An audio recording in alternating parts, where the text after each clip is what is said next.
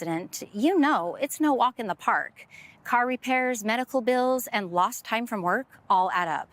And if the insurance company isn't paying their fair share, you have to cover the rest, even if it wasn't your fault. That's why you need an advocate.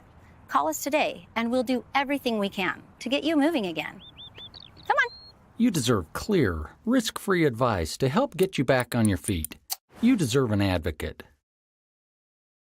This is The Monty Show, the truth in sports talk streaming. When you want unbiased opinions about your favorite team without the spin, all you have to do is find The Monty Show, streaming live and available 24 hours a day, 7 days a week on YouTube. And now, here's Monty. Hey, happy Monday on The Monty Show. As always, presented by The Advocates at theadvocates.com, the best injury attorneys in the business. I hope it didn't, but if something bad happened over the weekend, did you get hit while you're riding your motorcycle or your bicycle? Did you get into a traffic accident? Another terrible accident Sunday night here in Salt Lake City?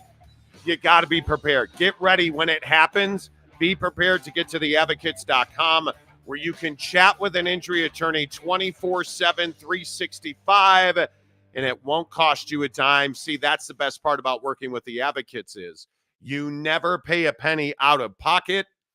No, friends. When you work with the Advocates, you don't pay the Advocates unless and until they win your case.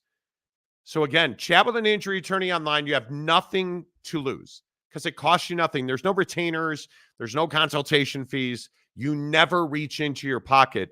So be ready for the worst at theadvocates.com.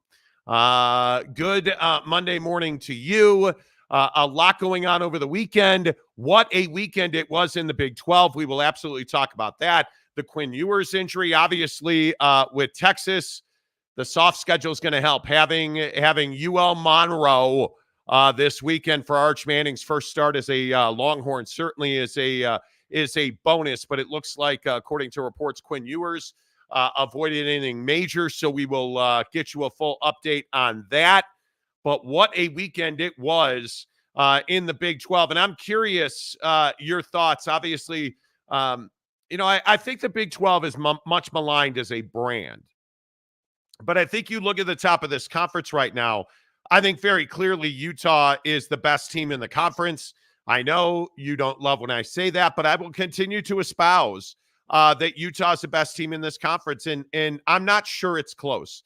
You look at Utah, obviously Isaac Wilson had his struggles early in that game against Utah State, but he clearly got better as the game went on. And doesn't even matter. Cam Rising will be back for Oklahoma State, or at least it appears Cam Rising will be back under center for Utah when they head to Stillwater this weekend. And I don't think there's any doubt with the struggles that Oklahoma State has had, the inability to move the football at times. Alan Bowman's a liability at quarterback. I don't even think that it's close. Now, does that mean that Oklahoma State is going to lose that game? Maybe not. I mean, you look at the numbers on that game. You're a 3-point favorite at home. You would expect that, right? I mean, you look at that number. That means this game's a push because Vegas automatically gives you three points for being the home team. The number that's more interesting, though, is that 51.5. 51.5 is a very interesting number because Utah's defense is elite. And I am very curious to see how this game plays out. We'll get into that more as the week goes on. But I think without question, there's not a clear answer to who the second best team in the Big 12 is. There truly is not, because in all of the excitement this past weekend about K-State winning at Arizona or against Arizona, and this is a question that I have if you're a K-State fan, and I know that we have gone over this repeatedly on this show. How much do you trust Avery Johnson? Because this was his first real opponent. Arizona, and you could say what you want about Arizona, the Fighting Fafitas, that is a high-powered offense that certainly deserves your respect. To win 31-7 tells me more about the defense in Manhattan than it does about the offense. because I thought Avery Johnson is exactly who we thought Avery Johnson was. That's what he showed us against Arizona, right? And I think we've gone over this, and I know you guys are going to tell me that I'm just anti, Avery Johnson, or what good do I have? What is the win for me being anti-Avery Johnson? There's no win for me being anti-Avery Johnson. The truth is, he's a very average quarterback who we had been excited that his completion percentage was a little higher. Well, then he played Arizona and it went back to 60%. And you look at some of the numbers in this game. Avery Johnson, 14 of 23, 156 yards and 2 scores. Oh, but Monty, he's a runner. No, but Monty's here. Avery Johnson ran 17 times for 110 yards. That should be really concerning for you, because when you have DJ Giddens and Dylan Edwards, why is Avery Johnson running the football 17 times? That's a real concern. That is a real concern. But here we are on the 16th of September, and I'm happy to anoint K-State as the second best team in the Big 12. I'm thrilled with it. It makes no difference to me, because now as we get into the meat of this schedule and you look at the teams, and I think the teams that have played 3 games already, those are the teams we're starting to really understand, because we're starting to see patterns develop. And again, I think we can say this about the top of the conference or the bottom of the conference. You look at Kansas State, you need to force Avery Johnson to throw the football. You want to beat K-State, make him stay in the pocket and throw the football, because that's how you're going to turn them over. And the thing that should concern you, is that, again, Avery Johnson's 14 of 23, 156 yards, and he averaged 6.8 yards per completion. Not the 8, 9, 10 that elite quarterbacks average. 6.8 yards on average against Arizona. I think that's a real concern if you're a K-State fan. And you look at the fact that they're 3-0 and their wins, who cares? They beat Tulane in what was a scintillating game. That is a very good road win. But now you're at BYU on Saturday night, 8:30 in the mountains. Now we're going to find out, because I think that this BYU defense is a little better than most people thought. But this is week 4 now. And interestingly enough, I guess, BYU fan, I don't understand what more you want out of Jake Retzlaff. I truly do not. Because as you head for K-State, you're 3-0. And you're 3-0 because of Jake Retzlaff. Has he performed at the level you would like? No, he has not. He has not protected the football to the way that you would like. Had another interception against Wyo this weekend. But here's what I know. When I look at Jake Retzlaff, look at his numbers and even contrast them with a guy like Avery Johnson. Jake Retzlaff, 57 of 94, 841 yards, 8.9 yards per attempt. And he's completed as well 60%. So he's not played great quarterback. But I think we all can agree on that. Jake Retzlaff for BYU has not been an elite quarterback yet. And he is exponentially a better thrower of the football than Avery Johnson is. And as I've said on this show, and I will continue to espouse for perpetuity, forever, I will tell you, Lamar Jackson, Avery Johnson, name the quarterback. From the best in Patrick Mahomes, or now Arch Manning, who's the greatest quarterback. Texas is back. Anyway, the point is, any quarterback is going to have to stand in the pocket and deliver the football to win a football game. And if you're K-State and you think you're coming to Provo for, just another, win, you better rethink that, because Provo at night, 8:30, 4,700 feet of elevation, it's real. And there's not a team that comes to Provo and thinks it's easy, because it's not. It's really difficult to come here and win. And I think we're going to find out a lot about Avery Johnson. You play well this game again. 8:30 Mountain Time, 10:30 Eastern, prime time, big game, the biggest game of the night on the 4-letter. This is all the exposure you want at K-State. Probably a little bit more than you want. Because if you come to Provo, And I don't think K-State loses that game because I think K-State's a better football team than BYU is. There's no doubt about that. But this is a one-score game. And the idea that K-State fans are in my timeline already and already talking a load of junk about domination. Okay, let's find out who Avery Johnson is. Because I think this is his most difficult test, and I'm not sure that it's close. I'm not sure that it's close. Go ahead and hit the like button on the Monty Show as we talk about a big weekend in the Big 12. And here's a question I ask for you. Who's the best team in the Big 12? I don't think there's any doubt it's Utah. Who's the second best team in the Big 12? Because I'm pretty convinced at this moment it's K-State. I do not think it's Oak State. I don't.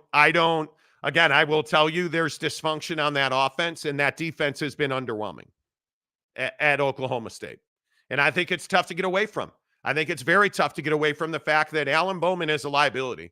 And no, I am not going to sit here and get excited about the fact that, Oak State got to win, and it's Tulsa.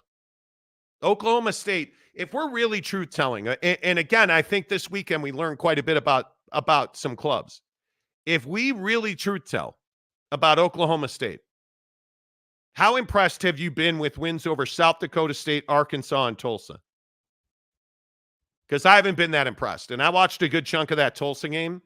Even in I think 45-10 is where it finished. Alan Bowman, 24-31, 396, 5 scores, and an interception against Tulsa. And I'm not impressed. And again, I just ask you, what's wrong with Ollie Gordon? 17 carries, average 2.4 yards a carry. What's wrong with Ollie Gordon?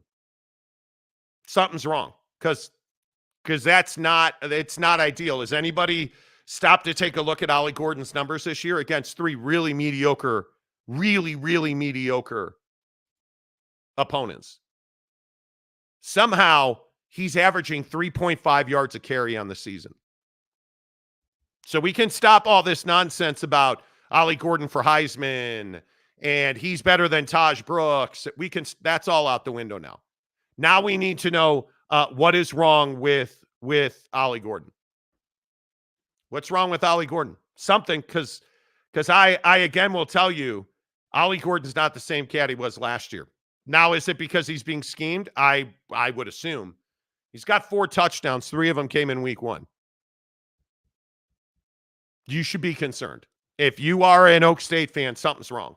And I don't know if he's injured. I don't know if it is a cloud based on some of the controversy around his arrest over the summer. I don't know what it is, but something's not right with Ollie Gordon. And until he gets right, you're not beating Utah. And I don't care if that game's in Stillwater, and I don't care if that game's in Poughkeepsie. If Ollie Gordon doesn't rush for 100 yards against Utah, I just don't see how you win that game. And I could be wrong. And I mean, there's a first time for everything, as somebody who's never, ever been wrong about anything ever in the history of this show. Go Kansas. Rock Chalk. Thanks for that. How bad's Kansas? How bad is Kansas? Legitimately. What was that? Speaking of terrible performances. But let's get your comments in here on the Monty Show. Obviously, I want you to react this Monday because this was a big weekend in the Big 12. And I think that patterns are starting to form. And specifically, and we'll talk about the SEC and the top 25 coming up in a bit. But if you look at the scores out of the Big 12 this weekend, I do believe that we're learning. And I think some of the bigger ones, I think the overinflation of what Arizona was going to be this year, well, now we know. Now we know. And you ran into the best team that you played this year and you got smoked. And that defense is going to be a problem. I think Utah is the winning 38-21 without your quarterback. All of the nonsense you hyenas bit hook, line, and sinker on Cam Rising, his hand being cut off, all the ridiculousness that happened with Dion Sanders, who also fell for fake tweet guy. They went to Logan and they did their job. And I think that if you look at the rest of this conference right now, and you look at the rest of the Big 12, and you look at some of the scores, it's tragic that Kansas is 1-2. I have no idea. I don't even know what you say about Jalen Daniels, because he's not good. Huge win for UNLV, who also now is 3-0. Huge win over Kansas. I think BYU going to Laramie and Jake Retzlaff balling out. I don't know that I should say shockingly, but Houston gets a win over Rice. UCF, dude, I don't know how many of you saw UCF and TCU. That was one of the most entertaining games of the weekend. And KJ Jefferson throwing 3 touchdowns, and I thought KJ played pretty well. His numbers don't show it. Now, was he Josh Hoover? He was not. Josh Hoover at TCU, 35 of 52 for 400 yards and 4 scores, and he lost, which is crazy. Crazy. But speaking of great running backs, don't write off RJ Harvey at UCF. 29, 180, 2 touchdowns. Average 6.2 yards a carry. Pretty damn good. Pretty good. I'm telling you, UCF is one of the least respected teams in this conference right now. But, hey, real quick, by the way, congratulations. Joey McGuire actually won a game at Lubbock. He looked good. North Texas they've got all Texas Tech former players, and 66-21. My guy, Baron Morton, 4 scores. Good performances over the weekend. But shout out to UCF, because I feel like, am I the only one? I'm not the only one. But UCF is that team that nobody has respect for. Put respect on their name, right? I think UCF is much better than anybody thinks. And I thought that was one of the most entertaining games of the weekend. One of the most entertaining games. It wasn't quite as entertaining as Billy Napier getting whacked in Gainesville, but it was close, right? It was close. The boosters at Florida have raised enough money. Did you guys see this story? Florida boosters have the cash on hand now to fire Billy Napier. It's Monday at 8:20 in Florida, and they haven't fired him yet. I doubt they're going to fire him now. He's done. Billy Napier is done. I have no idea what that was. I have no idea. Anybody, has anybody seen Florida State? Let me put it this way. On a football field, we've seen them at the courthouse. Has anybody seen Florida State on the football field? And is DJ Uiagalelei ever going to take another snap at quarterback? Because holy cow, he was terrible. How did we get to a place on September 16th and the Miami Hurricanes are the best team in Florida? And I don't, it's not a conversation. Mario Cristobal, favorite son, went home, dream job. They're the best team in Florida. And it's unbelievable how good Cam Ward is. And hey, shout out to the Palouse. Big win in the Apple Cup, beating Washington. But Cam Ward's pretty good. Cam Ward's in the Heisman conversation. And I think it is well-deserved. Because you look at Florida State, both in shambles. Right? I mean, you're not firing Norvell, but you're firing Napier at Florida. It's over. Napes, it's over. You're done. Right? Like it is absolutely over. Unbelievable weekend. Let's get into the comment section. Thanks to our friends at Prize Picks. Holy cow, did I get beat down on Prize Picks this weekend?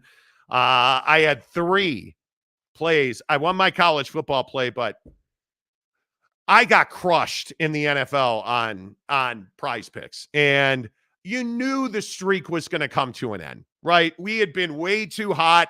We had been on fire, quite literally, almost not literally. That would mean that we'd have 3rd-degree burns. But my point is, my Prize Picks plays had been hot, and then I was like, oh yeah, we're gonna kick it and crush the NFL. We did not crush anything. Caleb Williams came through with that promotion I told you about, half a yard. Yeah, he had 174. Tyreek Hill, thanks for nothing. Alan Lazard, thanks for nothing. All I needed was a touchdown on either one of those guys, and I win. Didn't happen. Did not happen. Joe Burrow, thanks for nothing. But terrible weekend in the NFL for me. NFL on the show tomorrow, by the way. Unbelievably bad weekend in the NFL. Now, thankfully, the Cubs won. We were mile high. Cubs win, so I went on Prize Picks. But my God, did I take a beating in the NFL? Prize Picks, America's favorite daily fantasy app. And I'm telling you right now, download the app on your phone. It is the single best daily fantasy promotion I've ever seen. You deposit $5 into a new Prize Picks account, they'll give you 50 more, $50. You deposit $5, they'll give you 50. That's the entire football season. You can play the entire football season, yes, you can, on $55 easily at Prize Picks. And it's simple. Make 3 selections on a flex play, which means you only have to have 2 of 3 cash, and you win. It's that simple. Hook it up, download the Prize Picks app, use the promo code Monty. They'll give you $50 when you open a new account and deposit $5 at prizepicks.com. All right, let's see. Who's first in this morning? Hello, Big Blue Horses. Real Pete Forte. Hello. Anybody want to talk about the Pac-12 this weekend?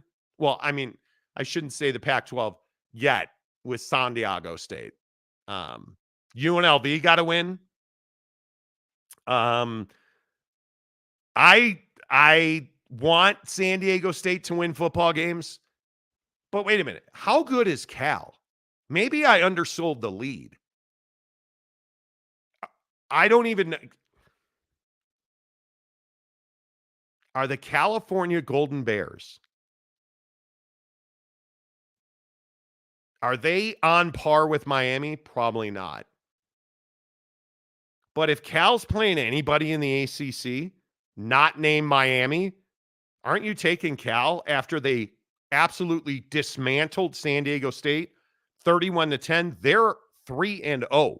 And it's not like their 3-0 is Oak State's 3-0. UC Davis, Auburn on the road at Jordan-Hare, and then San Diego State. Did I mention that they're at Florida State this weekend? Cal at Florida State this weekend. I'm telling you, shouldn't you favor Cal in that game? Right now, the number is -2.5 for Florida State, but shouldn't you favor Cal in that game? I mean, hell, the number's only 44.5. Shouldn't you favor Cal in that game? I'm uncomfortable saying out loud that I think Cal's the second best team in the ACC right now. Clemson may have an argument. They could have an argument if they had a quarterback. But it's a pretty good story going on at Cal. By the way, old Pac-12. But good morning, Real Pete Forte. Mark Hales, hello. Midweek Coug. Oh, boy, I bet you got your Coug up, don't you? Don't you? Apple Cup. Midweek says FSU is a joke. If they lose to Cal, they're not. The newbies in the conference are coming to Tallahassee and winning. That would be Florida State's not going to lose to Cal at home. Honest, come on. Hello, TJ. Good to see you. Lobes fan Gabe. Yes, please hit the like button. It really helps the channel grow. I see several of you asking about why we're not on Twitter today. I changed my picture on Twitter, my profile picture, so you can't live stream until that picture's approved. Thanks, Elon. Appreciate that. Why? West Coast Gumby, hello. Maury Alvarez, hello. Miami is the real Florida team this year. Jake was just in your neck of the woods in Orlando. ACC West Coast Commissioner Gumby, dude, everyone knows Cal sucks. This ain't even AAU, zero value team. Exactly right. NE, at least Oregon woke the hell up Do not change the O-line at all. 0 sacks or QB pressures. Are you guys a little surprised the gap in that game? I thought Oregon State would be a little more competitive there. I thought they would be a little more competitive there. And I don't want to just spit this fact out without getting it right, but the domination that we saw from Oregon was at times, I say at times because I don't want to make too much out of this, right? But I felt like Dylan Gabriel was 20 of 24, 291 and 2 touchdowns. That's as good as he has looked. And I know it's probably beyond comprehension, but this is a pretty good Oregon State defense. And they had 0 sacks and only 2 TFLs, tackles for loss. That's pretty good. That's pretty good. And Oregon looks like they figured, I don't disagree. You have 240 yards rushing. You have, Tez Johnson, 7 for 110. You spread the football around. Yeah, I wouldn't change much. Oregon looks like they finally figured out who the hell they are, which was incredibly important. Calford. Stay hard. Donates 5 Monty Show memberships. Calford, we appreciate that.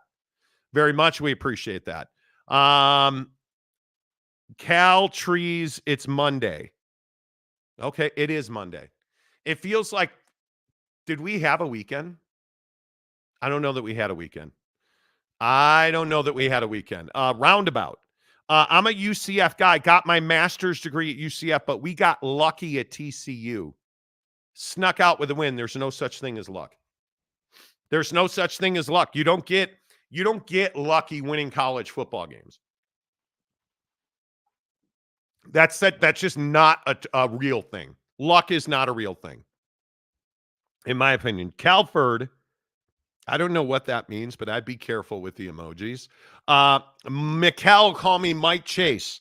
BYU's defense is legit, and it's going to keep them in a lot of games. K-State better not overlook them. It's a night game in elevation. I don't understand where BYU fan is right now. And if somebody wants to enlighten me, I am all ears because I don't get it. I truly do not understand it. BYU gets what I think was a really good performance out of Jake Retzlaff. And again, you have BYU fan ripping Jake Retzlaff, your starting quarterback. Give me Gary, don't call me Jerry Bohannon, which I've never understood. You're not winning a game if Gary Bohannon's your quarterback. You would be 0-3. Jake Retzlaff has played a significant role in your success this season. Has he turned the ball over? Yes, he has. Has Jake Retzlaff made every throw? He has not. Has he been accurate? He has not. Down the field, he has really struggled. He missed Darius Lasser on 2 touchdown throws. Caught him on a third, but he missed Darius Lasser this past weekend on throws that should have been touchdowns. But he's also made 4, and I think I could argue 5 based on some of the Chase Roberts throws. He's made 4 throws and 1 run that without him in the game, those plays don't happen and you don't win the game. You would be, in my opinion, if Gary Bohannon was a starter, you would be lucky to be 1-2. Jake Retzlaff is an elite performer at quarterback. And we're going to find out. The guy's got arm talent for days. He's got to clean up the throws down the field. Got to. The interception this past weekend, terrible. Cannot underthrow that ball at the goal line. Totally agree with that. But how do you criticize a guy in Jake Retzlaff who has made incredible throws? His read options, he has not made a mistake in the read option outside of that 1 fumble. Jake Retzlaff has been very good for a first-year full-time starter. And I read you his numbers earlier. Jake Retzlaff has been very good. And now K-State's coming to town. And I am again, I will just say it all week, K-State fan. Do not undersell BYU and how difficult it is to come to Provo and win. Because BYU has for years, and you can ask any of those old Pac-12 teams that came into Provo on Saturday nights to die. And you look at BYU, and you look at the way that they have been able to win games at home. And I look at their win. It's the Cincinnati win last year comes to mind, or Texas Tech last year comes to mind. And I'll just continue to tell you, teams go to BYU at night to die. It's that simple. And I will continue to say, like, obviously you look at some of the more difficult games, like you're talking about big performances where, I mean, you're in games that you shouldn't be in, but as K-State's not going to be able to perform for 4 quarters at the level that you're able to perform at home or just about anywhere else. Because like Laramie, why was BYU so successful this weekend at Laramie when nobody else seems to be able to do that? Because they played altitude already. Altitude is a great equalizer when it comes to athletic performance. And K-State better be ready. But I look at that. I look at Jake Retzlaff, and it is beyond me that BYU fans are still calling for him to be benched. I don't understand it. I really do not. I look at the way, like, go back to the SMU game. Was he stellar in the SMU game? Certainly he was not. But boy, did he make 3 plays to win that game. That read option pitch, which we saw again this weekend, executed to perfection. The throw late in the game, like, Jake Retzlaff is your guy. And if you're a BYU fan, I'm begging you to embrace that. I'm begging you to embrace that, because this cat is the real deal. Jake Retzlaff, I'm telling you, is, I think after this weekend, I can make an argument he's top 5 quarterbacks in this league. And this league is built. I'll take Jake Retzlaff over Avery Johnson. I'll take Jake Retzlaff over Alan Bowman. For certain. Now, I also think Hoover needs a lot more respect than he's getting at TCU. But I think I could make the argument that there's Baron Morton. I think the jury's still out a little bit on Baron Morton, but not much. I think Baron Morton, Jake Retzlaff, like, there's some young guns in this league. And Jake, again, is a redshirt junior. So I don't know that I'd call him young. But you look at the guys that are emerging in this league at quarterback, Jake Retzlaff's at the top of that group, because the guy can straight up sling the rock. And until BYU fans get on board with that, it is beyond comprehension that he throws 1 interception and BYU fan is this weekend yelling and screaming about how you've got to put in Gary Bohannon. Shut up. And I just don't understand. Every single year, it's the backup quarterback at BYU. And I think at some point we need to stop painting BYU fans as this elite fan base until you stop saying stupid S like putting Gary Bohannon after 1 interception by a quarterback who throws the ball a lot. You got to stop with that. BYU fans on the whole are fantastic. But the vocal minority, which is really all that defines a fan base to begin with, the vocal minority is, it's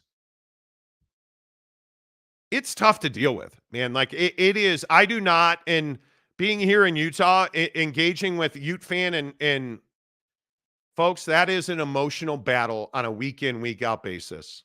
All the Ute fans that bought in hook, line, and sinker that Cam Rising's out for the year, like,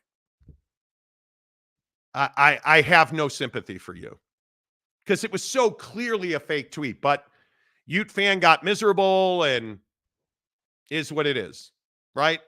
But BYU fan, you're not far behind Utah fan, especially calling for Gary Bohannon to start over Jake Retzlaff is ridiculous. It's absolutely ridiculous.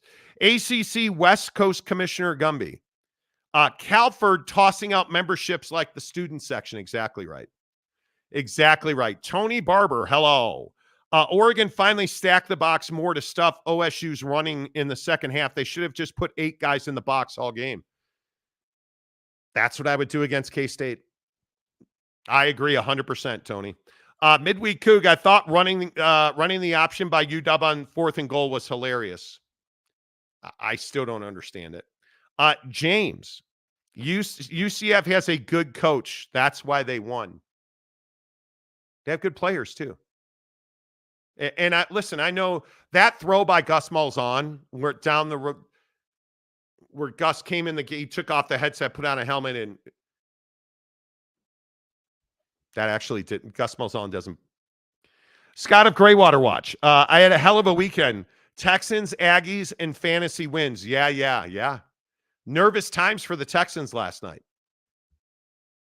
Nervous times, which is fine. It's fine.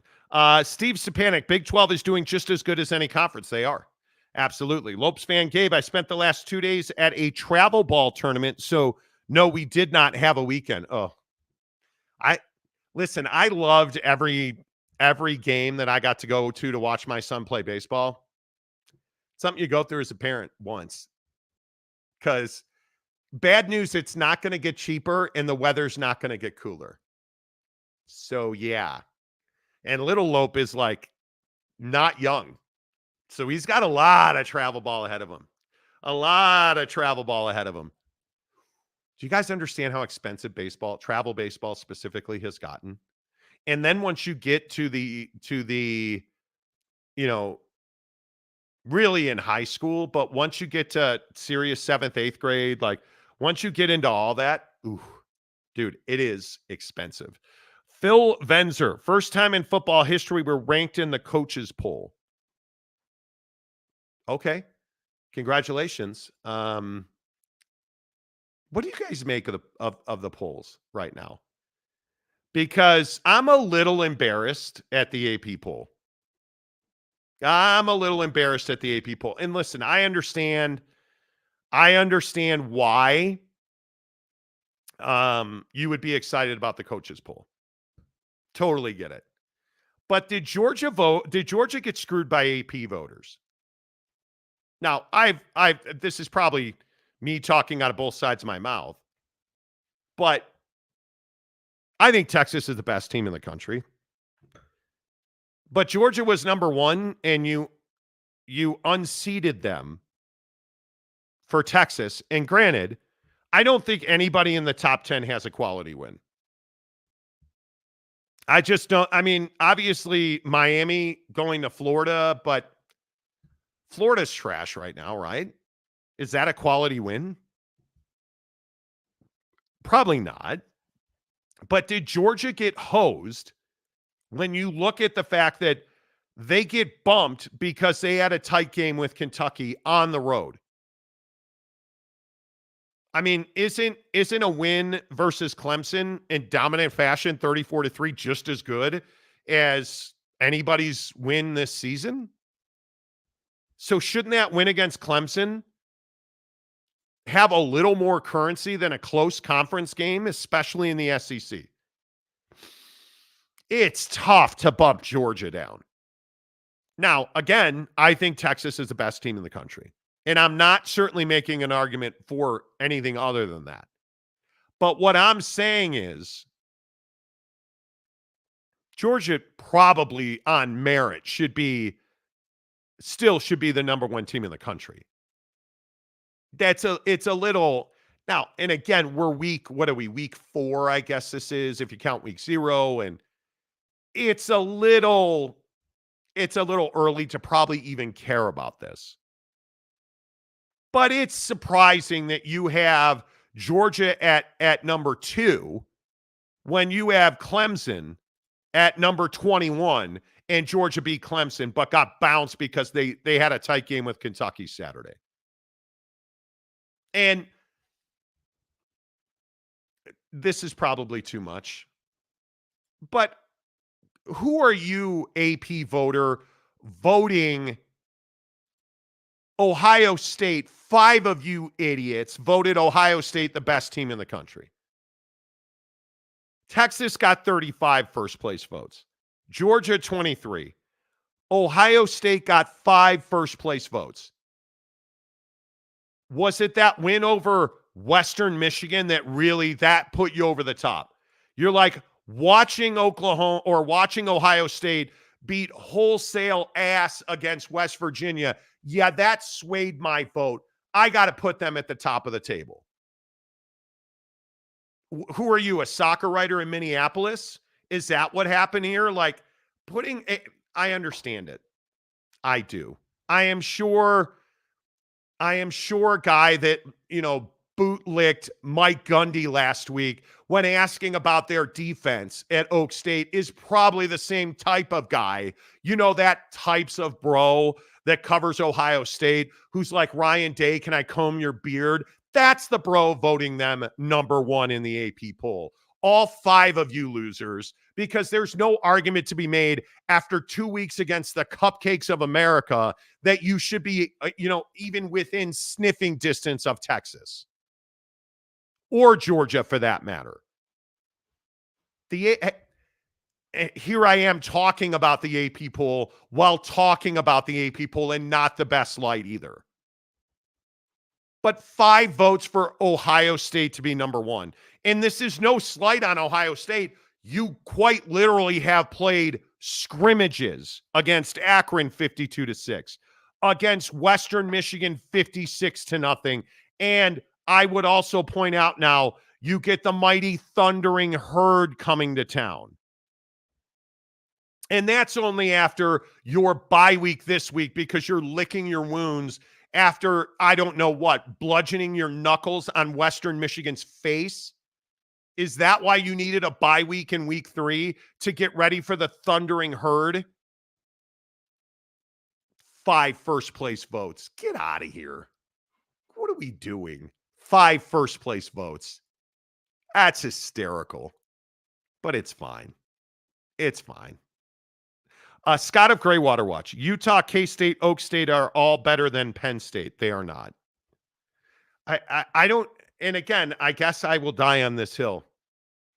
Oklahoma State's an average football team. They are not good. They are not elite. They have not played a quality opponent, and they have struggled. Alan Bowman's a liability. Something's wrong with Ollie Gordon. I will continue to, you can't average 2.4 yards a carry for what is supposedly, if you ask Oak State fan, a Heisman Trophy candidate, the best running back in the country. He's not.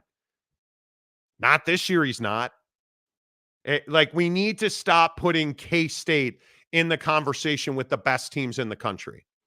We need, Utah should not be in the conversation with the best teams in the country. Now, in my opinion, they have arguably the best defense in the country. But until Cam Rising can show us he can stay healthy for multiple weeks at a time, I'm not ready to put Utah as one of the best teams in the country. It's just not, it's not in my opinion, it's not the right thing to do. But I say this all the time, and I almost feel bad at this point. Your fandom is coloring your belief that to this comment, Utah, K-State, and Oklahoma State are better than Penn State, which you cannot say. Because the numbers, now, we've talked about Drew Aller, we talked about the Penn State offense. We can have that conversation, I guess. But if your belief is that somehow Penn State, and again, West Virginia, I have no idea when Neil Brown's going to get fired, but what was that? But are you saying that Penn State's not good because they struggled against Bowling Green? It's Bowling Green, Kent State. This is the issue when you make a schedule that says West Virginia, Bowling Green, Kent State, Illinois, UCLA, and your first game is until October 12th at USC. When do we find out who Ohio State is? Once they go to Eugene. That's when that's when we're going to find this stuff out. The problem is I can sit here and espouse my opinion. Penn State's not going to be tested until they go to Los Angeles in early October. They're not. So what I do know is that all three of those teams on the screen right there, Utah, K-State, and Oklahoma State, have quarterback issues. And I think it's a systematic issue at Oak State. They're just not great. They're a good team that's really not great. And if Cam Rising plays this weekend, I would take Utah to win by 10 or 12 points. And I guess the proof will be in the pudding. But I like K-State. And this is I feel like we have this conversation every week on the show. And I've said it already today. We're 47 minutes in. Let me repeat myself. Until Avery Johnson can stand in the pocket and deliver the football and not run for 110 yards to win a game, K-State's not going to be better than Penn State. Because you can go to Happy Ending Valley and they're going to make you throw the football. And Avery Johnson has never, not one time, shown you that he can stand in the pocket and deliver the football. Who are you, Lamar Jackson? Like, that's exactly the scenario that we're talking about. There is nobody in this world that can tell me, oh yeah, K-State, Avery Johnson can stand there and deliver the football, man. If they need him to throw for an 80-yard drive and throw him down the field in 2.5 minutes, no concerns about it. Avery Johnson's getting the job done. Really? Really? When have you ever seen him do that? Because again, what did we see this weekend at K-State? What did K-State do this weekend? Really, and you won a football game. There's no doubt about that. You won a football game. But this was clearly your biggest test of the year, right? Arizona, K-State. We can get on the same page with that, right? Avery Johnson, 14 of 23. He threw 23 times. 156 yards. He averages 6.8 yards of completion. That's not good. And what else is not good is the 14 of 23. Because all I've heard K-State fans say for the last 3 weeks is, well, Monty, you said he had a complete percentage. Look at his percentage. Okay, look at his percentage. And I've told you, you need to be at a minimum, just to be competitive, you got to be at 60%. Okay. UT Martin, week 1, 14 to 21, 153 yards, 66%. Week 2, Tulane, 15 to 23, 65%. Week 3, Arizona, 31 to 7, good win. 14 to 23, 156, 60.9 percentage. We're going in the wrong way. Competition's getting better. Percentage is going down. You can't rightly sit here and tell me that somehow, all of a sudden, Avery Johnson's an elite thrower of the football, because he's not.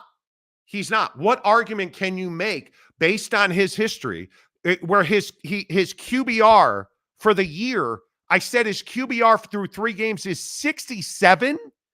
Are you out of your mind? Against nobody. 67. He's a 67.6 QBR. And you're trying to make the case that this is a cat that's elite. Sorry, I'm not here for it. I'm not here for it. And I don't even know. I don't even know how do we have a different conversation than Avery Johnson with Alan Bowman? And I know Oak State fans, you say the same thing K-State fans say. You hate Mike Gundy. I don't hate Mike Gundy. I don't respect Mike Gundy. It's not personal for me. The difference between me and you, I don't have a stake in the Oak State game. I know who Notre Dame is. I'm a Notre Dame fan. I know who Notre Dame is. We don't score 66 points in games of consequence. Against Purdue, we'll score 66 points. But if we look at and we have this conversation about, Oak State and Alan Bowman, it was Tulsa. And you look at his numbers, and again, I just go back and I ask you, your awesome guy, Alan Bowman, this cat that is Oh, my God, man, because how many Oak State fans tweeted at me this weekend? Alan Bowman, he put up 400 yards. What do you got to say now? It was Tulsa. Where was he against Arkansas? Oh, he was completing 56% of his passes. That's where he was. That's where he was. Where was he against South Dakota State? 72%. Funny, South Dakota State, you win 44-20, completes 72% of his passes. Funny, you beat the hell out of Tulsa 45-10. He completes 77% of his passes. Give the guy the Heisman. But what about Arkansas, an SEC team? And not a good one. Took you to the limit. What was that? Double overtime. 56%. Oh, man, Alan Bowman he's an average-ass quarterback. Alan Bowman is not a difference maker. And I just continue to go back and I ask you, because every Oak State fan, the Oak State James, if you're here today, what did you tell me about Alan Bowman last year? Oh, Monty, he's a placeholder, brah. I got to tell you, when we get Zane Flowers in there, Zane Flowers isn't even number 2. Oh, but Zane Flores is Garrett Rangel is number 2. Zane Flores is not number 2. I'm being kind of a jerk about. It amazes me that fans can't have perspective. That you sat here a year ago and were telling me that Zane Flores is the next coming of, and he's not even number 2. And Alan Bowman is now supposedly this unbelievable quarterback who can't throw you to a win. And again, we're going to find out. How good is he against Utah? One of the unquestioned best defenses in the country. Oak State James. Monty says Bowman is bad. Did I say Alan Bowman was bad? What did I say? He's an average-ass quarterback. He's not even top half in the Big 12. He's not Baron Morton or Alan Bowman. Josh Hoover or Alan Bowman. Is that even a conversation? Like you look at Josh Hoover. Josh Hoover's got 1,022 yards. He is completing 70% of his passes, and not just a couple of passes. 119 attempts, 69%. Against better opponents. Shador Sanders or Alan Bowman? Stop. Baron Morton or Alan Bowman? Noah Fafita or Alan Bowman? Jake Retzlaff or Alan Bowman? KJ Jefferson or Alan Bowman? Rocco Becht, 71% completion or Alan Bowman? Alan Bowman's not top half of the conference in starters. He's not. I mean, you look at the numbers, and again, it's guys like Oak State James. Oh, Monty says he's bad. I didn't say he was bad. Alan Bowman is an average-ass quarterback. And there's a lot of that. Avery Johnson is an elite athlete. Excellent dual-threat quarterback who cannot win you a game throwing the football. And I go back to Shador Sanders. You don't have to like Shador Sanders and his antics. That guy is arguably the best quarterback in college football. And I mean, it is, in my opinion. And again, I don't have a dog in the K-State fight, and I don't have a dog in the Oklahoma State fight, which you guys clearly do based on this comment. But when he goes 18-22 in the first half against fucking Tulsa, who cares? Who cares? What did he do against Arkansas? It was against Tulsa. It was against Tulsa. You said it. Is there anybody here who thinks that Tulsa is like, wow, 18-22 against Tulsa? Man. Arkansas DBs held Oak State wide receivers all day long, but Oak State has the best wide receivers in the country, which you legitimately said on this show. When the refs threw 2 pass interference calls, they stopped. But you're holding them. You're emotional about it.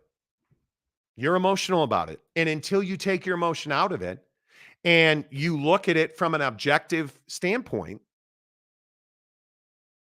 you're never going to be accurate, because you're letting yourself root for Alan Bowman because you need him. You want him to win. And again, I am not by any stretch of anybody's imagination a Colorado fan, but I'm going to take Shador Sanders, who has no offensive line and has not been able to run the ball. 85 of 120. He's thrown the ball 121 times. 70% completions, 1,000 yards. He averages 8.3 yards per attempt, 9 touchdowns, 2 interceptions. And he's rated on 121 attempts, he's rated 160.8, which is unbelievable with what he's dealing with at Colorado. And you just put on the tape of Shador Sanders, and it's bananas. And again, I'm here to tell you, numbers don't. When you're a quarterback, there's a couple of things you need to look at. What's your touchdown interception ratio? Alan Bowman's 57 touchdowns to 34 interceptions in his career, which, remember, Alan Bowman's not like a lifer in Stillwater. Let's also not forget that he was at Tech and at Michigan, where he never played. And he shows up last year, throws the ball 500 times. 500 times. With the best running back in college football. I'll even give you that last year, Ollie Gordon. Completed 60.7% of his passes. 15 touchdowns, 14 interceptions. And you're trying to sit here and sell me that he's amazing 18-22 in the first half against Tulsa. Wet blanket. Bro, Bowman going to light up Utah. Okay. Shador is such a punk. No, I wouldn't have shook his hand either. There was this whole thing going around, and we were going to play it, but I don't think we have copyright on it. Shador Sanders refused to shake the opposite number at Colorado State, which has become a huge rivalry because the Colorado State quarterback said they can't win this game on social media. They've actually got to show up. And they showed up. Colorado showed up. So we'll see. I'm just telling you, early in the season like this, it is, you have to understand. And I don't have a life, and I totally get that. You have to really watch what the quarterbacks are doing. Study their tape. Look at their film. It's all on YouTube. Go and watch it. You are 3 games in for most of these teams. And I said it against the week 1 for Cam Rising. You can just see how dynamic their offense is. He goes out. What happened against Baylor? Not dynamic at all. You put in a true freshman quarterback, and Isaac Wilson, of course, their offense struggled. And I think that Alan Bowman, the thing about Alan Bowman and Avery Johnson is there's a ton of tape on them. Avery Johnson is not an elite thrower of the football. Avery Johnson's a great athlete, dual threat. His best attribute in the passing game is that they have to give him more space because he's faster and quicker than they are. So if you attack him on an angle, he's gonna get around you because he can outrun that angle. And it's his ability to be an elite athlete that makes him a serviceable thrower of the football. And if I had to choose between Avery Johnson and Alan Bowman, I'm taking Avery Johnson. But Avery Johnson is an average good quarterback.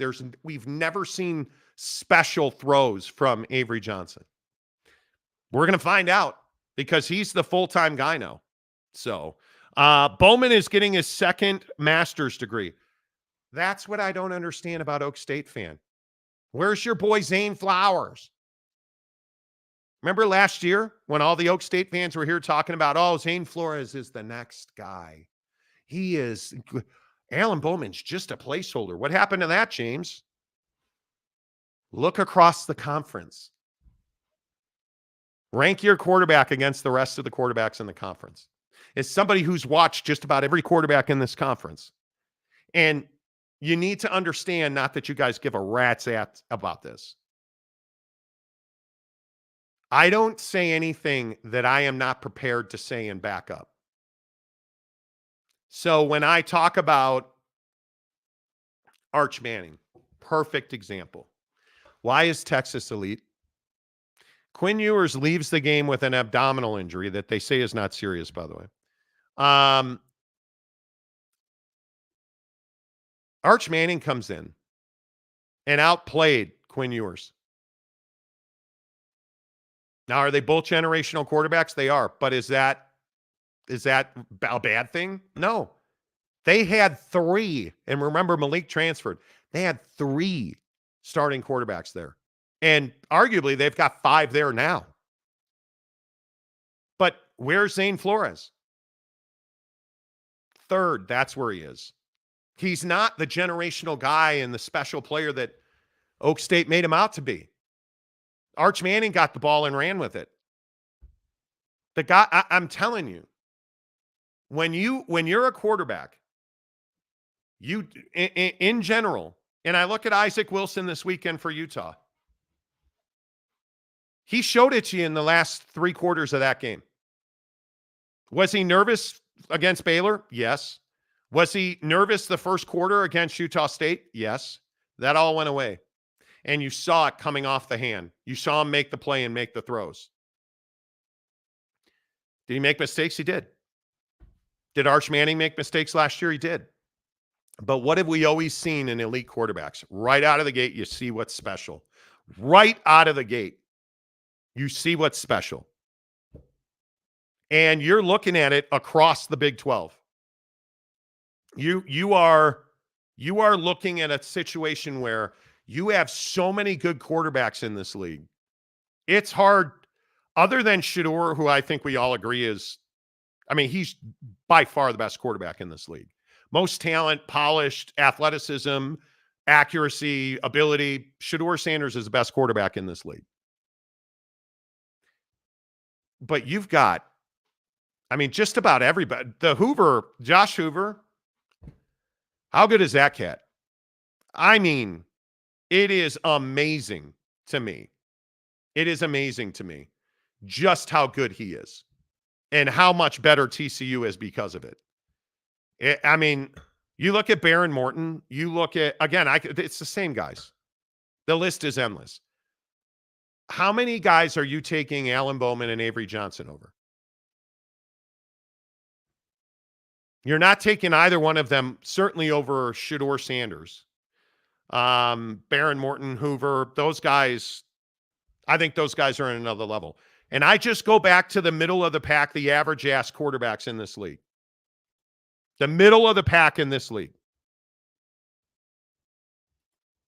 And let's play the game with Avery Johnson. In the Big 12, explain to me, who are you taking? KJ Jefferson, Avery Johnson, or KJ Jefferson? I think that's really close. Cam Rising or Alan Bowman? I'm taking Cam Rising. Cam Rising or Avery Johnson? I'm taking Cam Rising. Right? I think Jake Retzlaff versus Avery Johnson is a really interesting comparison because Jake Retzlaff's a better quarterback than Alan Bowman is. It's not close. So Jake Retzlaff or Avery Johnson? Probably Avery Johnson. Little more dynamic with his legs. Little more Jake is a superior thrower of the football, comparatively speaking. Avery Johnson's got it a little bit better with the legs. So you might lean Avery Johnson there. But I look at Rocco Becht or Noah Fafita. Noah Fafita is probably top 5 in this league. I think Baron Morton's probably a tad better. I think Noah Fafita is probably top 5. Other than that, Jalen Daniels is shocking. What do you even say about that? Jayhawk fan, what do you even say about that? It's remarkable. Oak State James for $5. Facts. Here come facts. Oak State had to run more last year because Stribling got hurt. You're okay.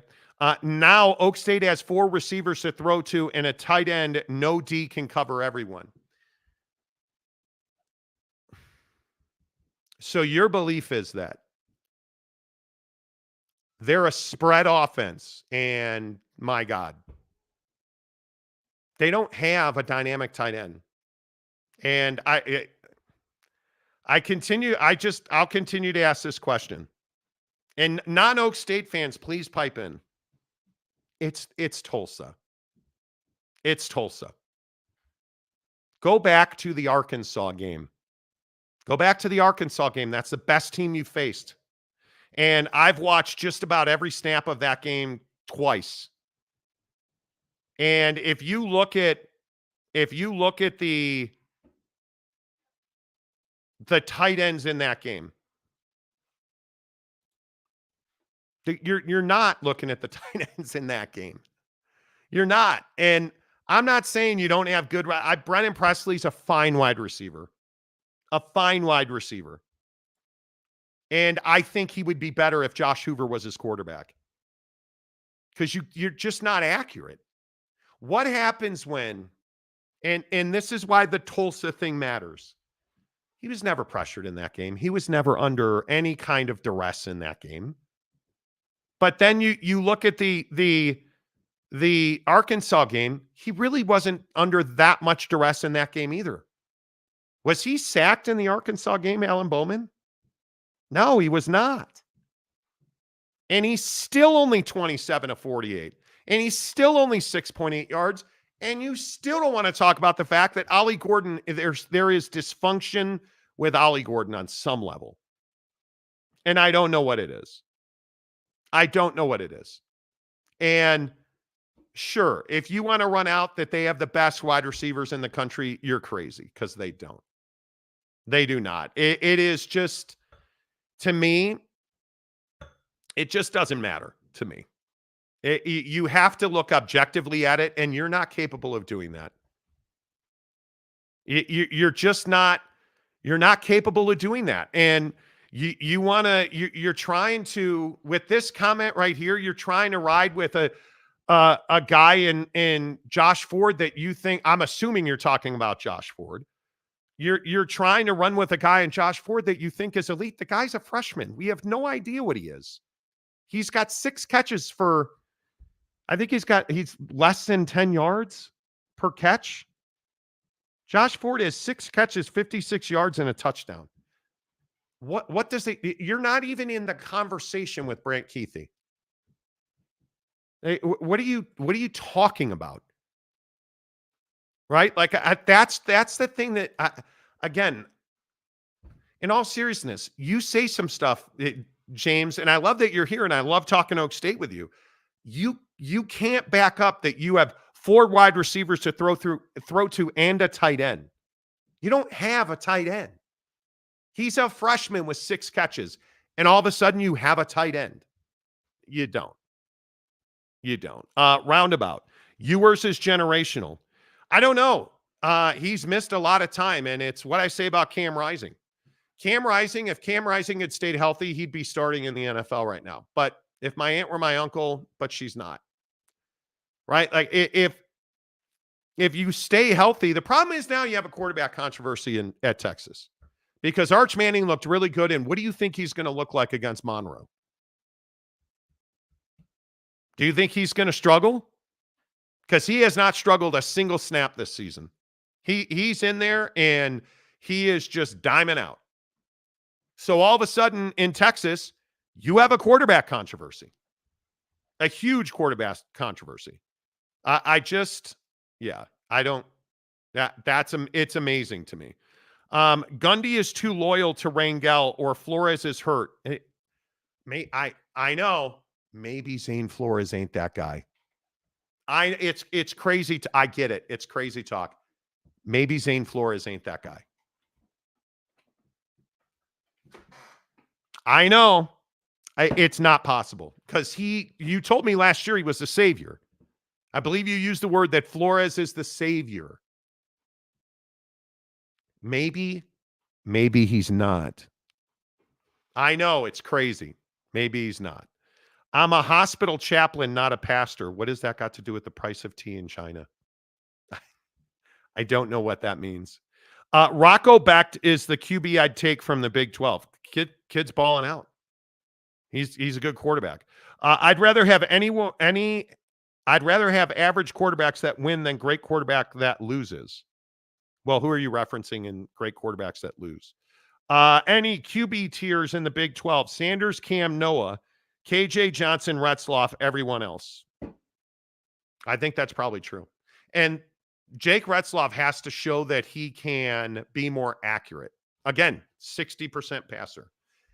Can't win big-time football games only completing 6 out of 10. You got to be closer to 7 out of 10. And I know everybody's like, oh, it's one throw, Marty. Well, no, Marty's. 65% is way different than 60%.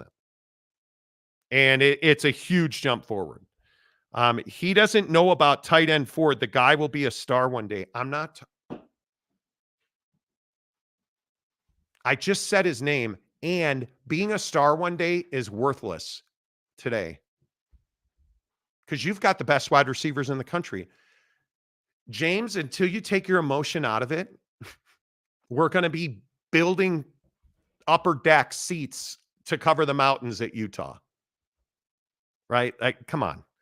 Roundabout. Not sure why you're taking such a huge shit on Tulsa. They're a tiny school who punches above their weight. It's Tulsa. They're not world beaters, but show at least some respect. They're Tulsa. The game shouldn't even be close with Tulsa and Oak State. But it is a measuring stick. You got to know who you are and where you are. And Tulsa should not be in the conversation. And it is what it is. Ollie Gordon got paid and said, I'm good. Whatever is wrong with Ollie Gordon, you got to address it because I think it's a huge problem. It's a huge problem. Christopher Shannon, UL Monroe, then Mississippi State, then bye week. So lucky Texas is. It's not luck. It's called building a schedule. And I think it's the way you're seeing it across the country.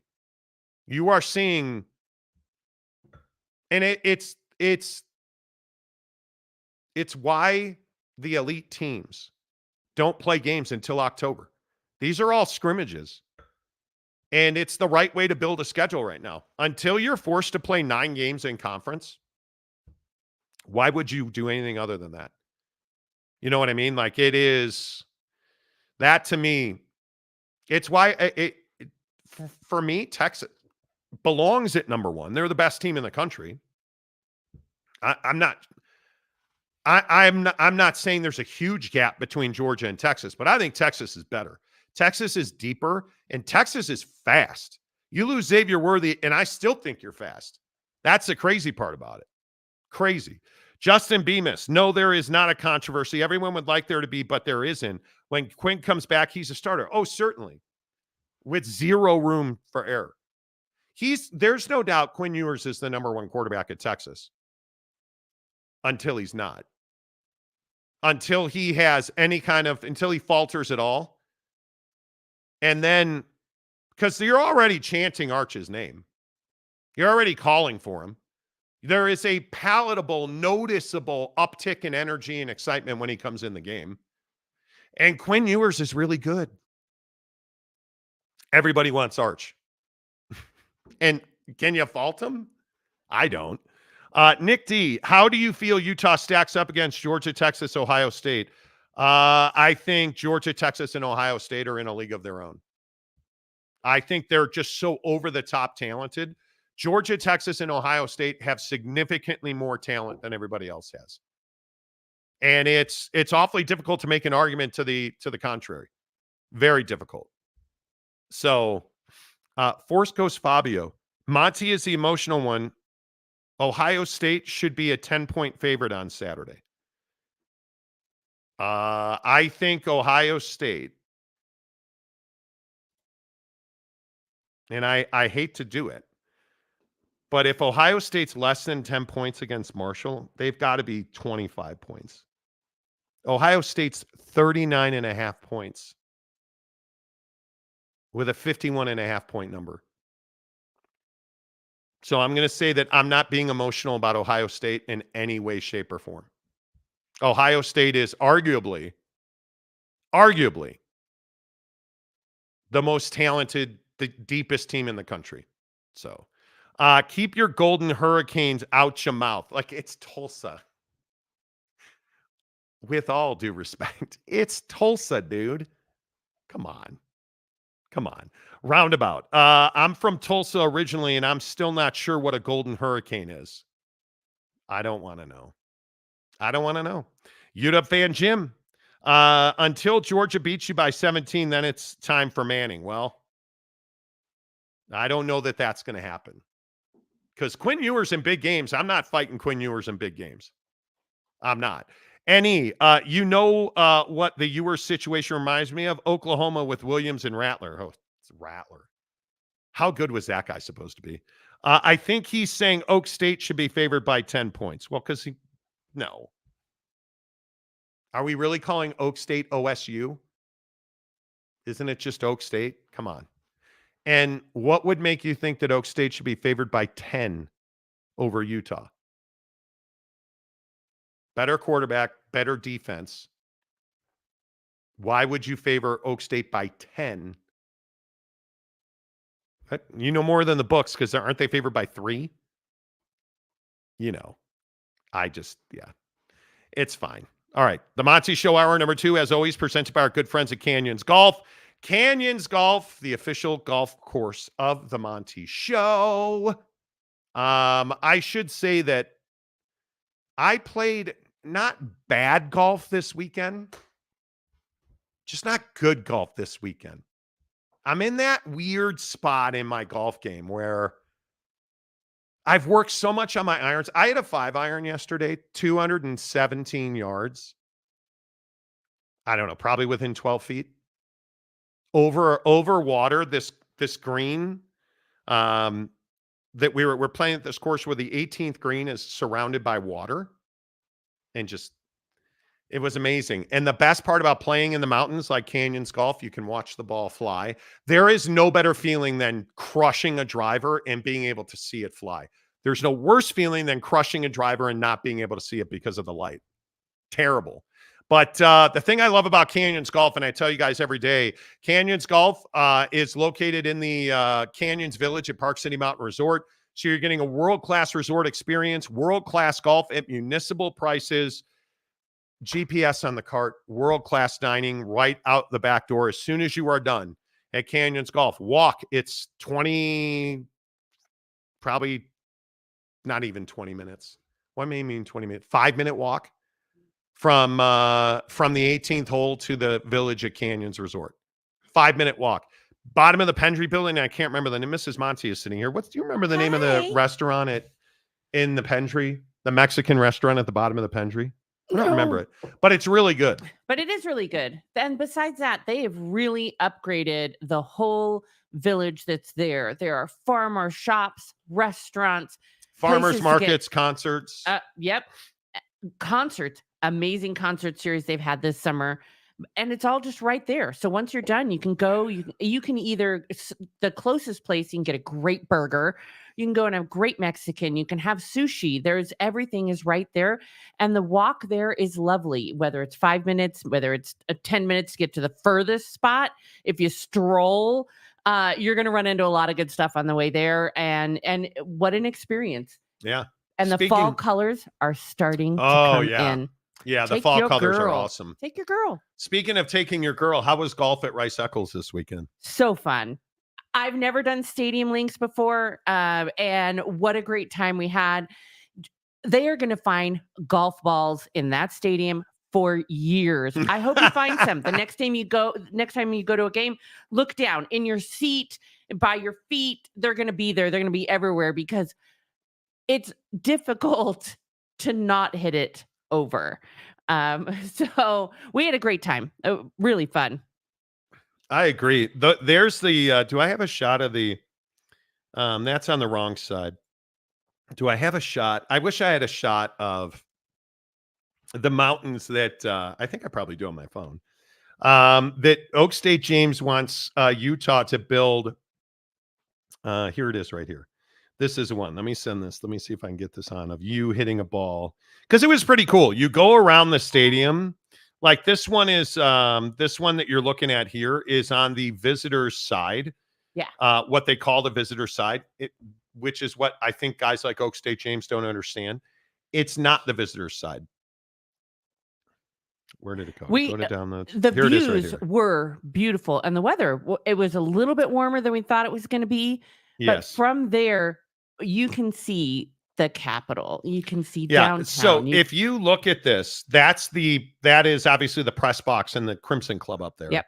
All the suites and everything. The visitors actually stand on that side. This is the view that James wants to block with a new upper deck. No. No. And this is what I always try to explain to James. These reds, James says there's no back, that there's no bucket seats like that. All this red section there, this is from the press box. Looking back to the other side now, those are all seats. Those are all like normal stadium seats. The Muss, which is the student section at Utah, is in these aluminum bleachers to the right of that picture. You're not changing that. The south end zone project that they did, and I don't know if you can see it in this shot. You really can't, where the big Jumbotron is there. They just redid the south end zone a couple of years ago, 2 years ago, I think. The Utah roof, which is on a warehouse outside of the stadium, which I actually contributed money to get that painted 10 years ago now. That's the north end zone that we're hitting towards. Like this, it's beautiful. Rice Eccles, playing golf at Rice Eccles this weekend was out of this world. The only thing that I would say is you didn't need to bring your own clubs. We saw so many people. They told you can't bring a driver. You can't bring any woods. You could bring your own irons. We saw so many people carrying around like 8 irons or, 4 to 8 irons. And you do have to go up and down the stairs. You take a few elevators up and down because you're going around the whole stadium in order to play. And people who brought their own irons, by the way, I'm sure someone left theirs behind. Had to have. And has donated to the Stadium Links irons. But you didn't need them. You didn't even need it all because you're really, it's more fun. It's yeah. It's a pitching wedge or a 50 degree at most. The at time. Most. We hit a couple over the field. And I don't think, again, because I picked probably the worst pictures, but. And then you almost murked a guy. I did almost murk a guy. And it's on my Instagram feed. I made a reel on Instagram that you can see. But they had guys out there while everybody was hitting, gathering balls so that the ball guy thing could ride his little cart and pick up all the extra balls. And they're walking right where on the field where you're hitting. And I missed a guy probably by less than 5 feet. That was not. Yeah. That was not ideal, but it was so much fun. The game was on. We watched a good part of the Utah game while we were playing. It was a lot of fun. If Stadium Links comes back, I will do it again. Yeah. For sure. And I think that really also added to the fun was having the game on because people were like, yelling to each other what was happening. So if you're hitting and you're not paying attention, people are like, that was a touchdown. And then everybody get excited the second half when I think Isaac Wilson threw an interception or whatever it was crazy. Yeah. It was a lot of fun. It was absolutely crazy. All right. A couple of more. Calford gifts 5 Monty Show memberships. Okay. Let's go. Appreciate that, Calford. Thank you very much. Brad, a member of the show. Stay hard. For 18 months. Let's go. Says in other news, Utah Archers PLL champs once more. There you go. I hesitate to read loaner phones. Oh, boy. $5. Pitt went from 114th in offense last year to top 14 this year after 3 games. Love the team's grit. Okay, that's cool. Yeah. All right. There you go. Dude that abides. I think they need to add an upper deck to that stadium, though. Like, and it is part of the charm. You can't cover it. In all seriousness, I love Oak State James and all of our listeners, but you guys have got to learn to take your fandom out of it. Like, it's wild to me that you would ever consider, and it's just because you don't understand culture here. You don't understand that more seats is not a good thing. Yeah. Utah has more demand than they do seats. Yes. Which is exactly what they want. And also, I think that if we were to add, 5,000 more seats, we're just going to overwhelm. It's already difficult. It's a tight area. You're not taking a train to get there. It's super hard to get any sort of parking. If you're not paying to be in the red zone, if you're not I just think keep it the way it is. It is beautiful. The view is beautiful. And when you're there at a game, you get that beautiful view of the mountains or of the city. It's already one of the best home field advantages in all of college football. And you're going to find out, K-State fan, in Provo this weekend. Night games in Utah are unbelievable. And the last thing you want is empty seats in your stadium. And I can't remember what game I was watching, but there were empty seats. I don't think it was Florida. I can't remember what game I was watching. There were a lot of empty seats, and it's because you have these universities that build these 60, 70,000 seat stadiums, and you're not Rocky Top. You're not the Horseshoe. You're not. I mean, there's empty seats in Ann Arbor this year. Like you're not somewhere like Notre Dame's never going to have an empty seat because it's Notre Dame Stadium and it's special. But you look at places like Utah and BYU, and it's a big deal to go to a game, and the campus experience. College football in the state of Utah is a way of life. Huge. It is not, and it's nothing that I think most people understand. I would assume it's the same way in Oklahoma, but I'm not going to say it is because I've never experienced it on a day in, day out basis. Football in Texas is just different. And people don't understand that. Unless you are, it's very interesting to me. I think it is, And there's not a single school that has a better mascot than Cosmo, the Cougar. I'm sorry. The best mascot. Show me one. You do love There you is some not Cougar. a better school. For a school that is more conservative, being a religious founded school, they amp it up and have so much fun. And Cosmo is the best. He is. Their dancers are the best. And they don't have to be, TNA. They don't have to be showing. They actually dance well. The stunts that Cosmo does amps up the crowd. That's why they fill the stadium every It's an experience. time. And you get a Cougar tail. Yep. All right, Jimmy Otson. It's small, but Research Stadium is nice. And now post-construction, it's awesome. It is really good. Upper deckers are just disrespectful. Well, UCF is perfect at 40,000. A bounce house is a great home field advantage. Excellent. I blame the cheap 60-inch 4K TV. Well, but there's something to that. There is something to, and Jake and I argue about this all the time. Jake does not like going to football games because I don't disagree with this. There is nothing like cranking up a Traeger smoker, putting on 25, 30 wings, playing a little putt-putt or chip in and watching a football game at home in the comfort of your backyard or your living room. Or that's a legitimate argument. There's two different kinds of people. There's the people who want to be at the party all night and having the fun with the party. And there's other people who are like, yeah, the party's cool. I'll watch it from the side and want to just be in the comfort of their own home. And that's funny that you bring it up that Jake is the same way, because I think it works for you as well. There's the people who want to be at Disneyland all day long and want to walk around and deal with the crowds and still have a great time. And then there's the people who are like, that looks, rides are fun, but I would not want that. So it's two different kinds of things. And I've never been, but the sporting events in particular, the issue is that I, as somebody who talks about these games on a regular basis, I need to see detail. And when you go to a game, you cannot see detail. It's why a lot of people are like, well, let's go to a game, Monty. Okay, great. But it's more important to me to watch the game, have talking points, and you guys come here for like credible sports talk on some level. You also come here to tell me we need to add upper decks and that I don't know anything about Zane Flowers, or that I don't know the tight end at Oak State, which is still ridiculous. But I would agree with you that like watching football, I would prefer to watch it on TV. There's just certain sports that the NBA, you're right. The NBA is an in-person sport. The NBA is an in-person sport. There is nothing like, and having covered the NBA in a lot of different cities in a lot of different years, it's much better to cover it in person. The football, it's much better to cover it on TV. You get a better look at football as a journalist or somebody who is paid to talk about it on television than you do in person.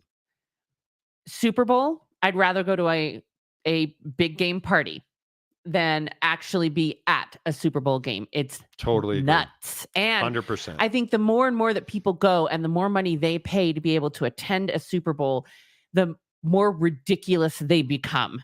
And so I think when you get those big games, seriously, right, you get people who just become more entitled the more they have to pay. I'm also not somebody that, I don't go to Super Bowl parties and get drunk and watch the game, or go tailgate and get drunk and watch. Like, drinking has become such a big part of the sports experience. And the interesting thing, the difference between tailgating at Utah and BYU is massive, because you don't have huge parties at BYU. You have a lot of barbecue at BYU. You have a lot of smokers at BYU. Yeah. At Utah, you have a lot of, hell, we used to host the Coors Light Red's Apple Ale Utah tailgate party. Oh my gosh, Red's Apple Ale. Like back in the day, you would never find that at BYU. People up at the U they're not owned and operated by the church, so they don't live a chaste lifestyle, bro. They don't. Big Blue Horses for $2. Hello, Mrs. Monty. Is a hot dog a sandwich? Oh, absolutely. Hot dog's a sandwich. It's fine. Go ahead. Mm-hmm. Yeah, but does Cosmo ride in on a hog? He does. He has a motorcycle. He has a motorcycle. Sure oh, yeah. Well, yeah. Force Ghost Fabio, Mrs. Monty has officially replaced Jake. Not yet. Jake will be back tomorrow. Neil Brown Stadium in Morgantown is the best. Not for long. Is this finally what coach gets fired first? It has to be Billy Napier at Florida. Did you guys see the story that the boosters in Gainesville have raised the money to fire Billy Napier? Wow. They have the money to fire Billy Napier. That's how much they want that cat gone. Because the Gators got rolled again. When they're like, we're going to just raise enough money to get your butt out.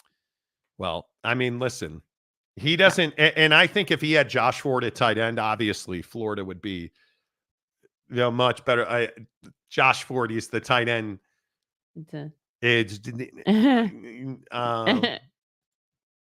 But I don't know who Josh Ford is.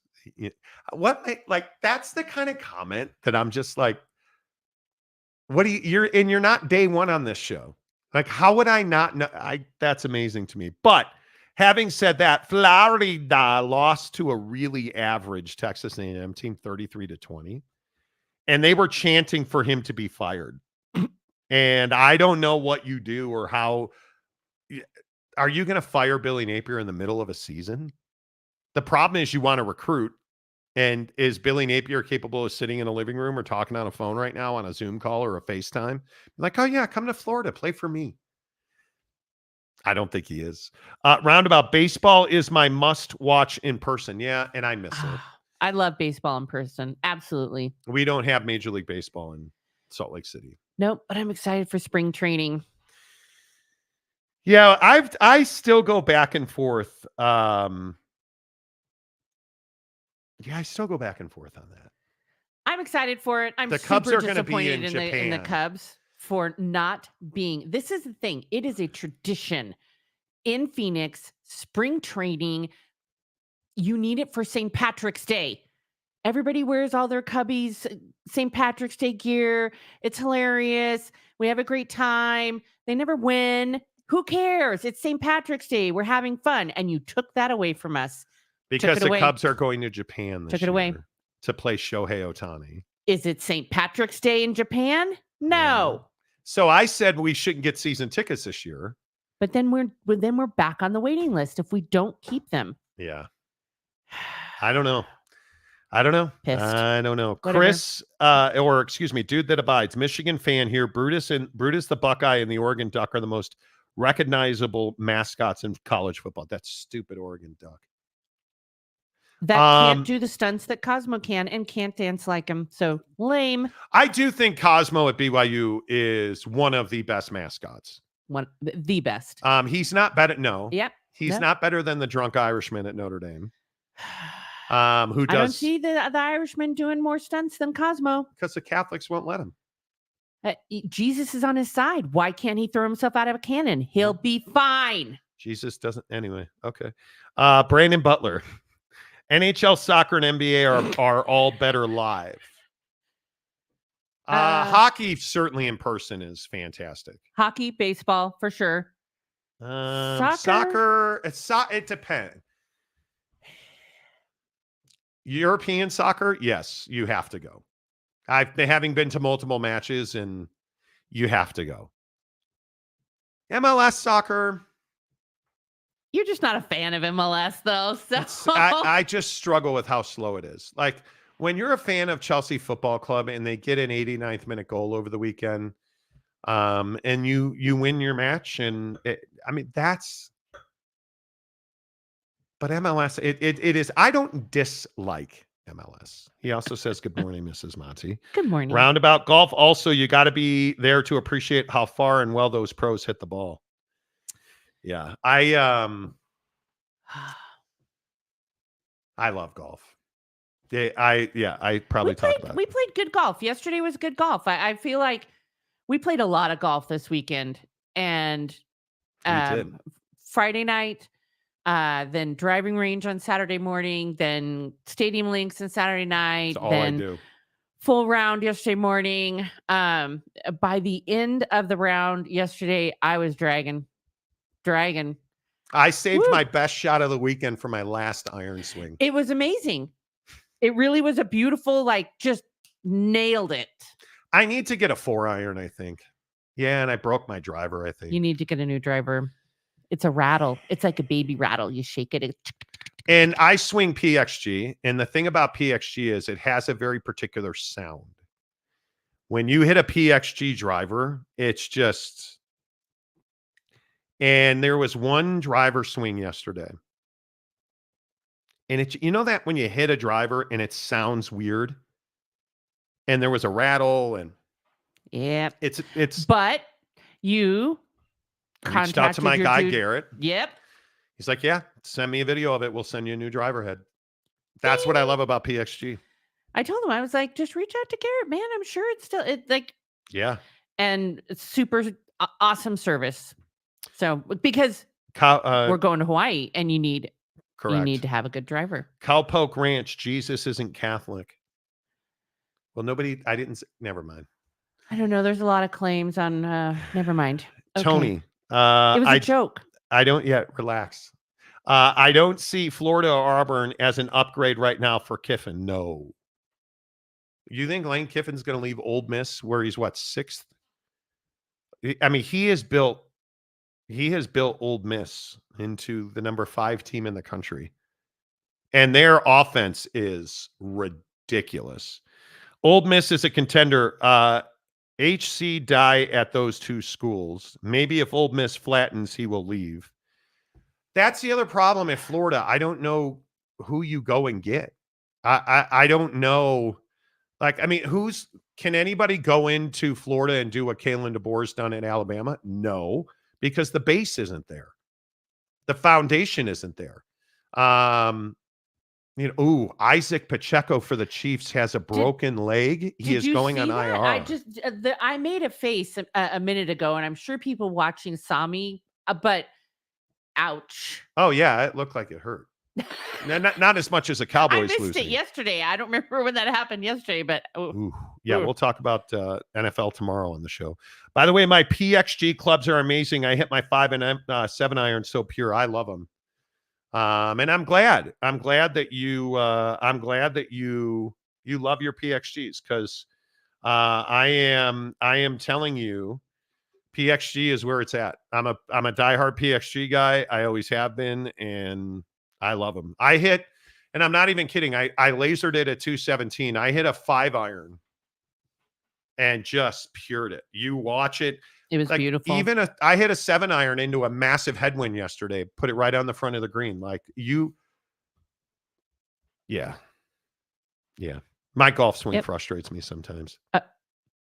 But, there goes my fantasy league cup in Isaiah. Yeah, Isaiah Pacheco's a huge loss. Oh, huge loss. Woo. Huge loss. It is, yeah. Injuries, football hurts, dude. Like, did you guys hear Tua saying that he was not going to retire? Not going to retire. Which, okay. I mean, I get it. I understand. I wouldn't want to give up the game either. I totally understand it.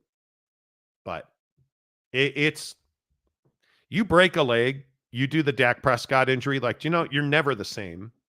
But I mean, the brain thing is different. We talked about it last week. The brain thing's different. It's so incredibly difficult to come back from that. It's so difficult. Did you see, though? What's that? On ESPN's or SportsCenter's Instagram, they shared how Kylan Granson is talking about wearing the helmet bucket pad thing. Yes. Anyways, he spoke about his decision on how why he's wearing that in the game. And I loved that. I think we need to have people who are willing to step up and talk about it and say that it's okay. It doesn't matter how it looks. And I think that quote that he had was, it's bigger than just looking cool. I'd rather look dumb than be dumb. I want to be able to remember our first dance 30 years from now. Yeah. I want to be able to remember my kids' first steps. And that's prioritize. You only get one head, one brain. That's it. Well, I've got 2 heads, but that's not one really brain. The point. One brain. My bad. I think it is. Yeah, I don't question Tua. I mean, the money's guaranteed. If he were to medically retire, he gets paid on that. It's insured. All guaranteed money, by the way, in the NFL is insured. Problem at UF is interim president, lack of confidence in the AD hiring ability. Who fills in for the rest of the season? It's a tough spot. UF is different, a different animal to be a head coach at. It's a very difficult environment. And I think the state of Florida is a difficult environment right now. I was going to say, do they have someone who can step up and they don't, and fill in the meantime? Who's ready? Probably no one. Yeah, I don't know. And again, the thing that I go back to is that politically right now, I think it's very difficult in Florida because the money's not there. And it is, if you fire Billy Napier, I think you would need to go and get somebody like Lane Kiffin. He would probably be the first call if it were me. But I don't know. I mean, I don't even know who else it would be. Who's the best coach? Who's the best available coach in the SEC right now? Drinkwitz probably at Missouri. That's a huge step up. Columbia to Gainesville, you're talking about different planets. I don't know that would work. I don't know. Do they make the James Franklin phone call? I don't know. Are you calling Dion Sanders? He's not leaving Colorado now. I mean, that's wild. I just don't know. I don't know what else. Like, even if you look at the teams in Florida, Alex Golish at South Florida, probably not. That's a huge jump forward. But I think probably if it were me, I'd want a head coach. I don't want a coordinator. So I'm probably calling a Jake Dickert. I'm probably calling a Lane Kiffin. Lane Kiffin's the first call I would make. But are you really leaving Ole Miss to go to Florida? Is that a step up anymore? Probably not. Not with what Lane Train's done at Ole Miss. I don't think it's a step up anymore. That's tough. Florida is trying to get Neil Brown as their next head coach. You better hope so. You better hope. Poor Neil Brown. It's never good enough. It's never, ever good enough. UF wouldn't hire Sanders. He's a Seminole. Boosters would love him. Are you out of your mind?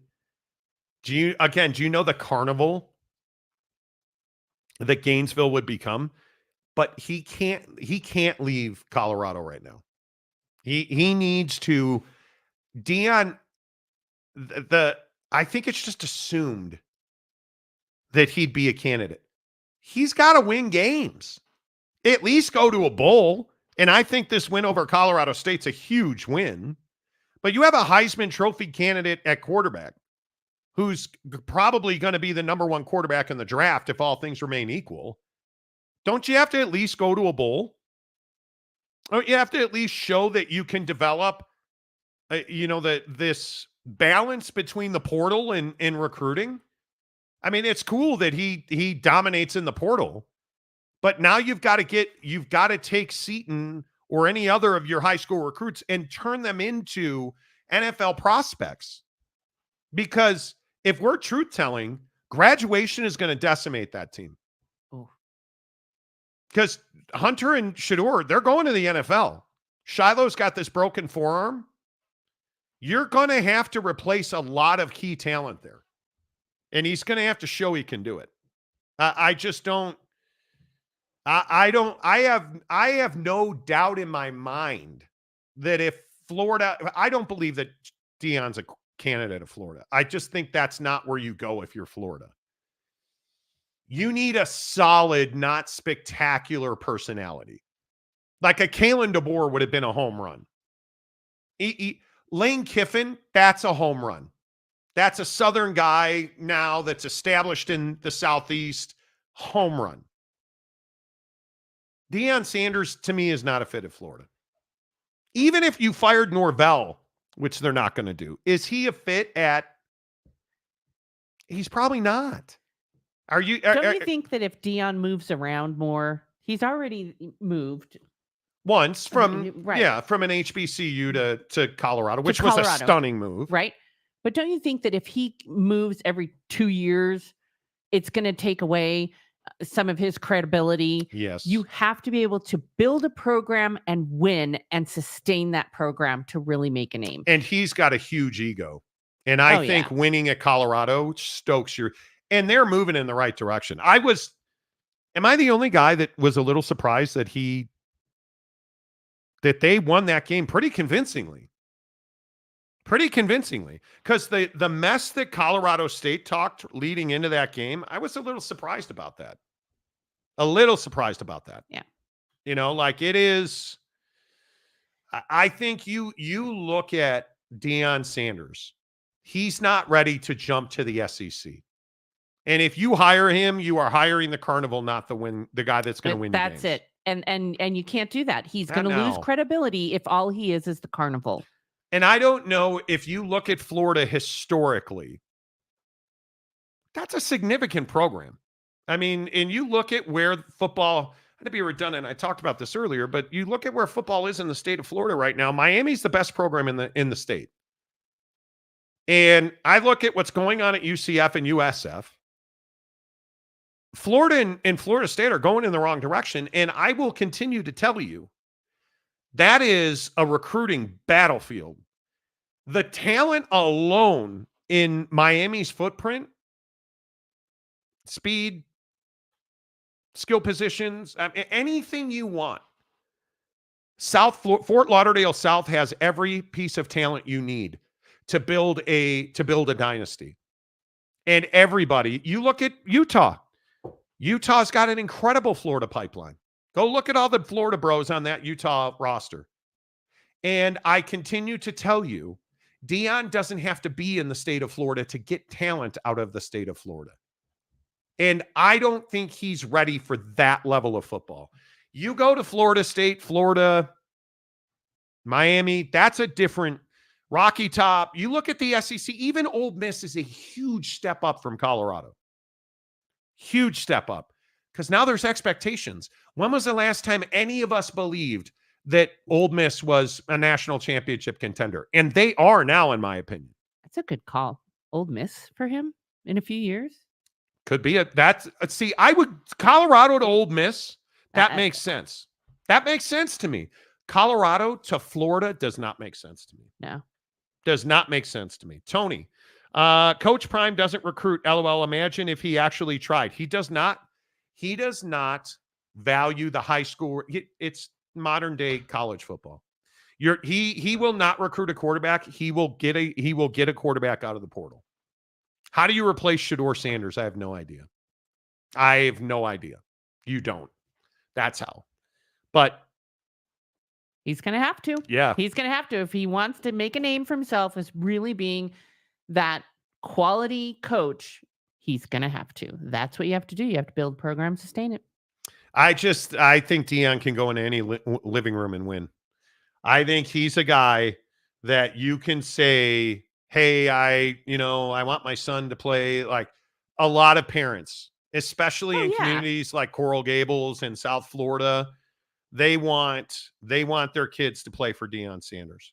And I think it is very easy to, you look at his numbers and you look at the way that he puts guys into, I think it's very interesting to see how he operates. And I think he can go into anybody's living room. All right. Let's get you some non-sports stories here. Obviously, this situation in Florida yesterday with Donald Trump. Oy. And I don't even know where you go with this. If you didn't hear the details, they're out there now. Donald Trump is playing golf with a donor at Trump International. And this wingnut, who has been a Trump supporter and then turned against Trump in 2021 and had been supporting Vivek and Nikki Haley. Even weirder. Lives in Hawaii, but had spent a lot of time in Ukraine supporting their war efforts. Shows up in Palm Beach yesterday with a large gun, an AK-47 with a scope.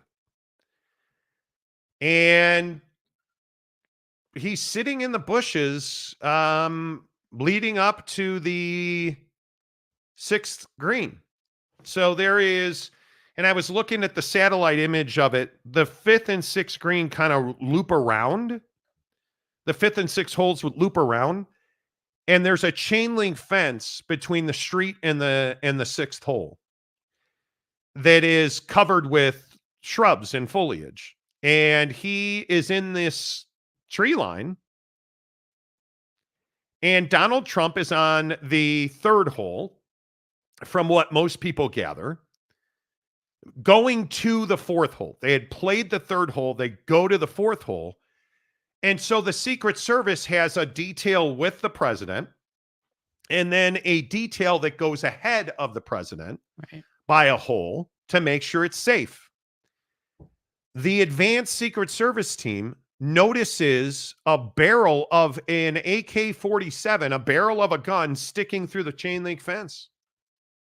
How? I have no idea. Because they're trained for it. But they spot this guy with his long barrel and they engage him. They allegedly take shots at him. He drops the AK and runs to a Nissan SUV. And this is where it gets crazy. A citizen happens to see him running to the Nissan and takes a picture of him and gets the license plate. calls the cops. They put out a bolo, be on the lookout for, and they put the license plate into their plate scanning technology, and they find him heading north on I-95. Nobody is injured by all accounts, but there is no doubt that Donald Trump was again the target of an assassin. They found that this guy had ceramic plates, which are bulletproof. It was essentially his makeshift bulletproof vest. That's And now there are photos out there of him wearing a bulletproof vest.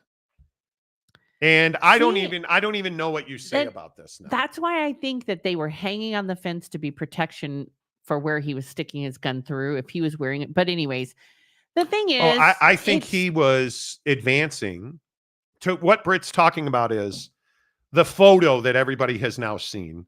He had what looked to be two bags hanging on this fence, and he had Kevlar plates, what most people think is a vest, in this bag.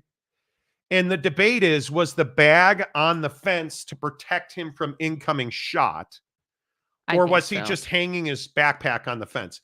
I would never probably in that situation. I'm laying in bed last night at 3:00 in the morning. Well, that's this morning, not last night. This morning at 3:00, 5 hours ago. And I'm thinking to myself, would you ever hang a backpack on a chain link fence? No, but I would not. don't know, the way that it was set up. But so the argument is, was the gentleman using that as a defense position? Yeah. Because what I think he was doing is I think he was advancing. He was waiting for the party to come up, for Trump to come up to that area, or at least be in range, which most people, I was watching MSNBC last night, and they were saying that it's probably a trained shot from a AK-47 would need 200 yards at maximum. A guy like this, who we don't know his training or his background, he probably needs Trump to be in half of that, within 100 yards of his position. So I think he was looking for an advanced position, and I think he was going through mental reps and getting prepared. And the Secret Service nailed it, got their job done. Yeah. And as much heat as they've taken, I think we need to give them credit for doing so. Yeah, definitely. They saw it. They caught it way in advance. There was never a risk. But we got to stop this. I'm super proud of the Secret Service. They were able to do their job. They did it well. They've been, But the bottom line, the real thing that we need to talk about is we've got to stop shooting each other. Whether you are shooting at people from from a hillside on the freeway, you're shooting at a presidential candidate.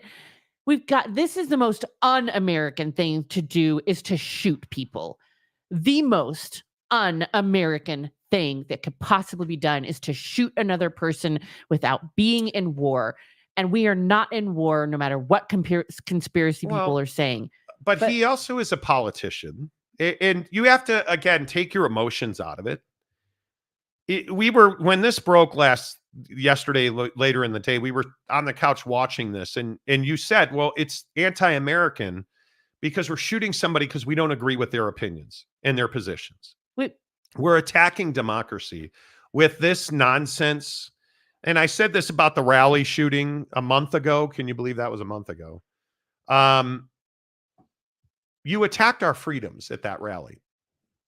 Whether you want to believe in Donald Trump or agree with him or not, there's a dead person today because he went to a rally to support his candidate for president. That's anti-American. Yes. And when you shoot Donald Trump because you don't agree with his opinion, that's anti-American. Yes. And I'm not surprised there are people celebrating this on social media. You're an idiot. Yeah. This is not something to be celebrated. It is terrible, because not only that, did we put law enforcement's life on the line, the Secret Service, these sheriffs, these people that so bravely go run this guy down, Like, we're wasting resources, time, and we're putting people's lives in jeopardy. And we think it's a game, and it's not a game. And when this guy's in court today, I hope he never gets out. Oh. I do. And because his son, I thought it was interesting. Oh, yeah. They got his son on the telephone yesterday. And his son is talking about, well, my dad's a good person. He's a nice guy. When he said he was at the beach, I just assumed he was in Hawaii because this guy he owns $1 million home in Hawaii, this guy. The guy who was going to do this shooting. Granted, any like shack in Hawaii is $1 million. And it is a shack, but here nor there. The kid was like, oh, I thought my dad was on the beach. We don't speak often. We had a falling out, but I can tell you he's a good person and a good human. This is shocking to me. So wait, you and your dad had a falling out. He's a good person who was in Ukraine that you didn't know about. You didn't know that he owned a gun. You didn't know he knew how to shoot a gun, let alone knew what ceramic plates and how to wear them were. But then the guy hangs up. He's being interviewed, I think it was by the AP, hangs up on the guy. The guy texts him and says, hey, what happened? And he sends back this really weird text message espousing anti-Trump views. And it just... I thought he said before he hung up, he said, if that's what my dad wants to do is lose his life over trying to, shoot a former president. I can't remember the wording, but it's like, he's like, then that's him. Like, if he was he like, wants that's to his martyr choice. him, and this, I didn't want to say the phrase, but the son texted the reporter and said, if my dad wants to martyr himself, that's what it was. That's his choice. Okay. You don't use those words flippantly. Yeah. Martyr in this area or in this light is not something we take lightly. And so I think it's just a very dangerous thing. But Cowpoke Ranch gives us $50. Thank you. Hey. Sorry, tried to make an Archie Bunker joke that fell flat. That's probably not Archie Bunker. Your diagnosis of us is pretty accurate. I will say our offense is a little better than being made out, but yes, our defense between the 20s is terrible. Lincoln Riley, Oklahoma 2.0. The defense is a bigger issue. Ollie Gordon's an issue, folks. At Oak State, you better be paying attention because Ollie Gordon's an issue. Do you think the Trump campaign staged this? There is a ton of people talking about that today. I don't either. I don't. You know what? As much as Trump loves the limelight, he loves being the center of attention, he loves the controversy, I don't think they staged this. I don't either. I also think that it is becoming oppressive to protect this man.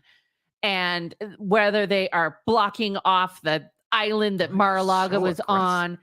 So aggressive. Whether they are, blocking off. It was interesting at the press conference where I can't remember if it was the local sheriff representative or it wasn't the FBI anyways, where he said, we are blocking this off, but we're going to make it convenient for you to get your kids to school because there's like an elementary school, a library, or whatever. Yes. We're going to make it convenient for you to get the things done that you need to get done. And I'm like, what the?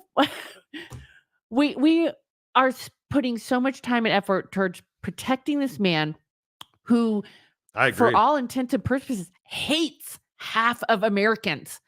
That's what he puts out. Well, I think the bigger issue is like this Laura Loomer stuff. I don't, is he banging Laura Loomer? I have no idea. But the very fact that you have her on your plane and she is with you and you are traveling close to her and she is without question a racist. She has made that terrible racist repeatedly, made that her platform. And then this whole thing with JD Vance over the weekend, not even trying to hide the fact that they've made up all this dog eating, cat eating, pet eating stuff in Ohio. He straight up, and where did he go to say it? He said it on CNN. He straight up said, yeah, if I've got to make up the stories. And then when the girl on CNN questioned him or pushed him on it, he didn't deny it. So when you are doing the things that Donald Trump does and JD Vance said they do and say, I think you have to expect people to come after you, but twice in 6 weeks? But it still doesn't mean come after him, yell at him, protest, Vote whatever. for somebody else. Vote for someone else. Well, that's a novel idea. But like, we cannot just be going out and shooting people No, because we disagree. Absolutely not. This is didn't we see this with Kennedy? Like, that is not the right move. This is not the right move. You don't just kill someone because you disagree. But at least with Kennedy, we were talking about the 60s, and it's 2024. And now you have the ability to do something nonviolent. Put a campaign sign in your front yard. Vote for somebody else. Tell your friends to vote for somebody else. Stop giving him press by trying to shoot him. But we can't continue to try and silence people because we disagree with them. We can't, like this trend on TikTok of reporting people's accounts so that they get shut down because you disagree with them. That's not who we are. And I, again, go back to this point that I've been making for over a year now. We've lost ourselves as Americans. This whole thing about make America great again. Eesh. When have we ever been this elite cultural community? Because I'm here to tell you, we've never been an elite cultural community. When we say make America great again, where exactly are you pointing to? Yeah. And I'll go on the flip side of this. We struggle in this country from time to time. We go through financial depressions and we rebound. We go through pandemics and we rebound. Yep. When has this ever been a terrible country? Because it's not a terrible country now. And the lies that we're telling each other to make it a terrible country so our guy gets elected, that's un-American. Yeah, it is. And it as much as I love some of the things that social media has done for us, it made it easier for us to find things that we love. We, for some reason, think that just because, so if you follow me and you don't like something that I post, that you must tell me that you don't like it. You don't have to like something even if you like what I posted. And just because you don't like it doesn't mean that you need to scream and yell. Like, go somewhere else then. Or just, here's a novel thing. Don't press the little heart. Just swipe. You can keep going. It's okay. We don't have to tell everyone our opinions. But it's Ohio. You know what the problem is? It's not anymore that we won't even swipe by or mute or block them. We phone in bomb threats to schools and justice buildings in Springfield, Ohio, over something that JD Vance now admits he made up. Because not only do we not swipe by people that we don't agree with, we believe everything on the other side. And I again say, like, and I think Make America Great Again is a perfect example. We're not a bad country. We weren't before, and we're not now. I mean, but let's also not play the game that we're some elite moral compass for the globe. Yeah. Because when we're telling people, hey, it's those, because what are we saying about the Haitian dog eaters? Hey, look at the black people eating pets in Springfield. And do you want to know who that happened to before? But wait, how do I know that? Because that's what Laura Loomer is saying. Now one of the closest confidants of the president through JD Vance. And what did we say on this show? Where did Donald Trump get the idea that people were eating dogs and cats in Ohio? From JD Vance. But you know that this is a replay, right? This is a replay of the Vietnamese and Cambodian people that had to escape war that we allowed to come to our country, and they were also accused of eating people's dogs and cats. Same thing. It's racist. It is. It's racist, and it's completely unfounded. And now you have people who, just want to believe it because they're... Because Donald Trump and JD Vance said it. Yep. And the thing that I pointed out the other day was Donald Trump said it with hesitation. He didn't buy into it. He didn't believe it. Yeah. Anyways. And then he kept saying it, and it got more comfortable. And now J.D. Vance does an interview on CNN where he admits he made it up. And yet, here we are, phoning in bomb threats. And so are we really surprised that violence begets violence? That's the thing that I hope we as Americans, and note I didn't say liberals or conservatives, Democrats or Republicans. I hope we as Americans recognize that violence is not the path to making America great again. Nope. That having only 2 candidates to vote for is not the path to making America great again. But we don't have alternatives. We have 2, frankly, pretty not great candidates to vote for. You are absolutely going to the ballot box, voting for the lesser of your 2 evils. I disagree with that. I think Kamala and Tim Walz is a good choice. I think that they actually do care. I think that they are doing the right thing. I don't think it's that they don't Here's care. the thing. No president is a great president. Presidents don't get things done on their own. You know what they do? They can try to unite the country. That is their best thing that they can do. Yes, they need to have great policy ideas. They need to have a strong cabinet. They need to be able to motivate people to vote for new laws. But presidents themselves don't really do much other than bring us together.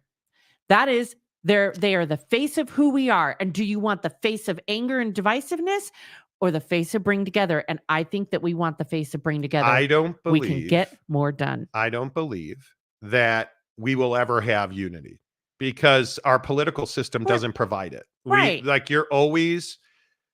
It is rare that we have all 3 chambers or both chambers in the White House controlled by one party. It's very rare. No. And I think when you look at the history of our country, you look at the prosperity financially that we've had with Democrats versus the debt we've built with Republicans, or the data over 100 years is, it's really hard to argue with most of that. But the data also shows you specifically that we get more done when we don't have both chambers in the White House controlled by the same party. The problem is we're not in a place anymore where Republicans and Democrats, conservatives and liberals are willing to work together. It's what stood out so broadly about that border agreement that Donald Trump killed. You had bipartisan support to put an end to what is going on at the border, in that you have all these people streaming across. Well, there was an answer to that, but because of our political system, we killed it. Yeah. I'm so tired of the not having, I used to really enjoy when we, the presidential race, when you had debates with 6 candidates, when you actually had people that you could watch debate and have different, and then you could make a choice, which we haven't been able to make a choice in a decade. But even the debate thing, not having a third debate. It's 2 people though. I get it. You just have 2 people and they're neither of them are going to, it's tiring. I understand why he won't debate against her, because he can't look good. I wouldn't, but I would not. But debate. anyways, I would not. Let's not shoot people just because we don't agree with them. But my broader point is we have to learn to communicate. True. Because we don't look at facts. We don't look at historical analysis and data. Yep. We don't look at what works and what doesn't. We look at who we believe, or we play this demagoguery thing where he's a hero, and they're not heroes. They're not saviors. They're just human beings who, for whatever reason, because I still don't understand anyone's desire to be the president, who, for whatever reason, put themselves in that position. Yeah. And I think the worst part is that I don't know how it ever changes in our country, because I don't think we as a population are willing to come together to find a solution that works for everybody. And I think if you look at taxes as something that most people routinely point to, do you want more taxes on billionaires, or do you want more taxes that favor, there's no right answer on taxes. But what most people favor, if you look at polling right now today, 538 by any measure is the most unbiased right down the middle polling body. Kamala Harris has a just short of 3-point lead, 2.6% lead. And what is the number one thing that she does that people are leaning towards? Her tax policy. Because I think people are tired of the 1% paying less tax. I think people are frustrated that billionaire and billionaire after billionaire are being created because of the current tax code. I think people are frustrated that oil companies and mega corporations, whether that's Google or Amazon or anybody else you want to point to, get a ton of tax breaks. But those of us in the middle class have to fight I just had my taxes done. And I lose sleep over it every single year. Dude, lose sleep. And you know why? Because we don't have the money to put into accountants that are going to find all the loopholes and all of the things that we can do in order to not pay taxes. And we don't have the money to defend an audit. And that is the 99%. Yes. We do not have the resources to find the loopholes to be able to get around it. And actually, there's not enough loopholes unless you're making tons of money. And that's where it's against us.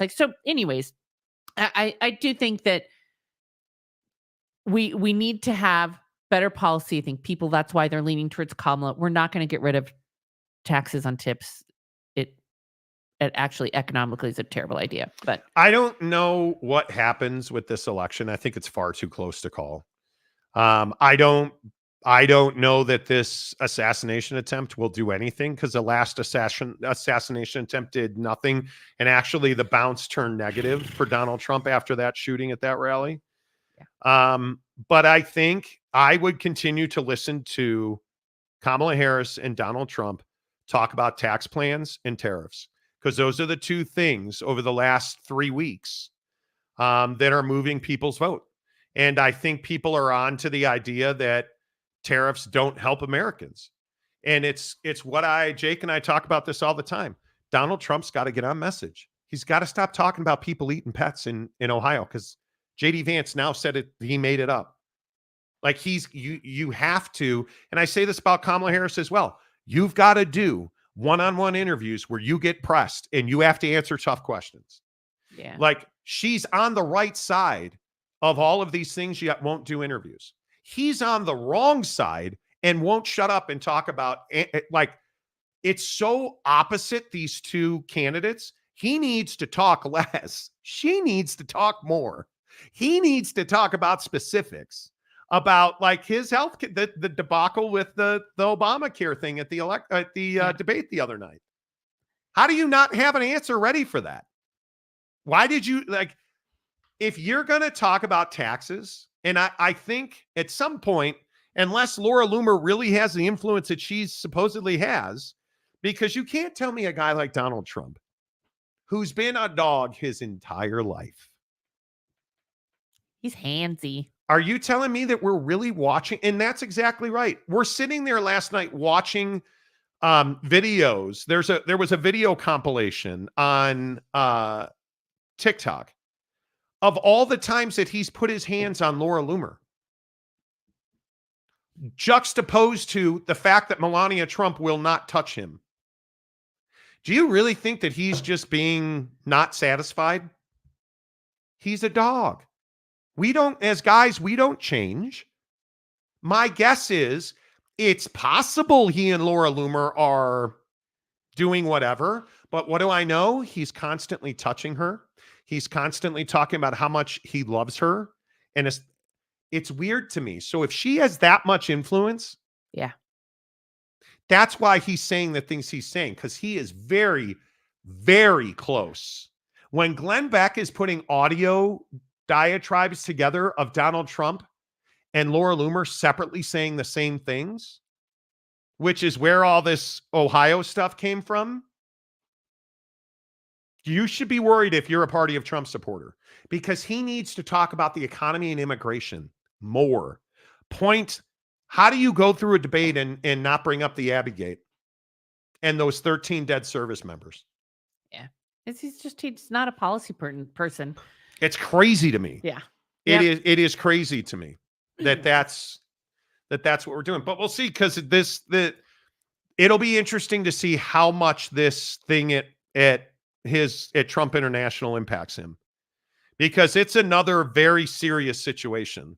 And I'm very curious to see how much it impacts his move. I'm very curious to see how much it impacts him. His message. Yeah. That's what I'm curious about. Telling me we have to go.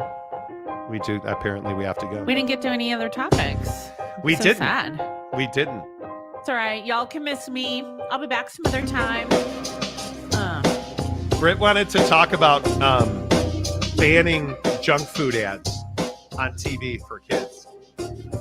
And I wanted to talk about junk food ads. We're going to have to talk about that. I'm your snack, but bye. I'm your snack. Did you really just say that?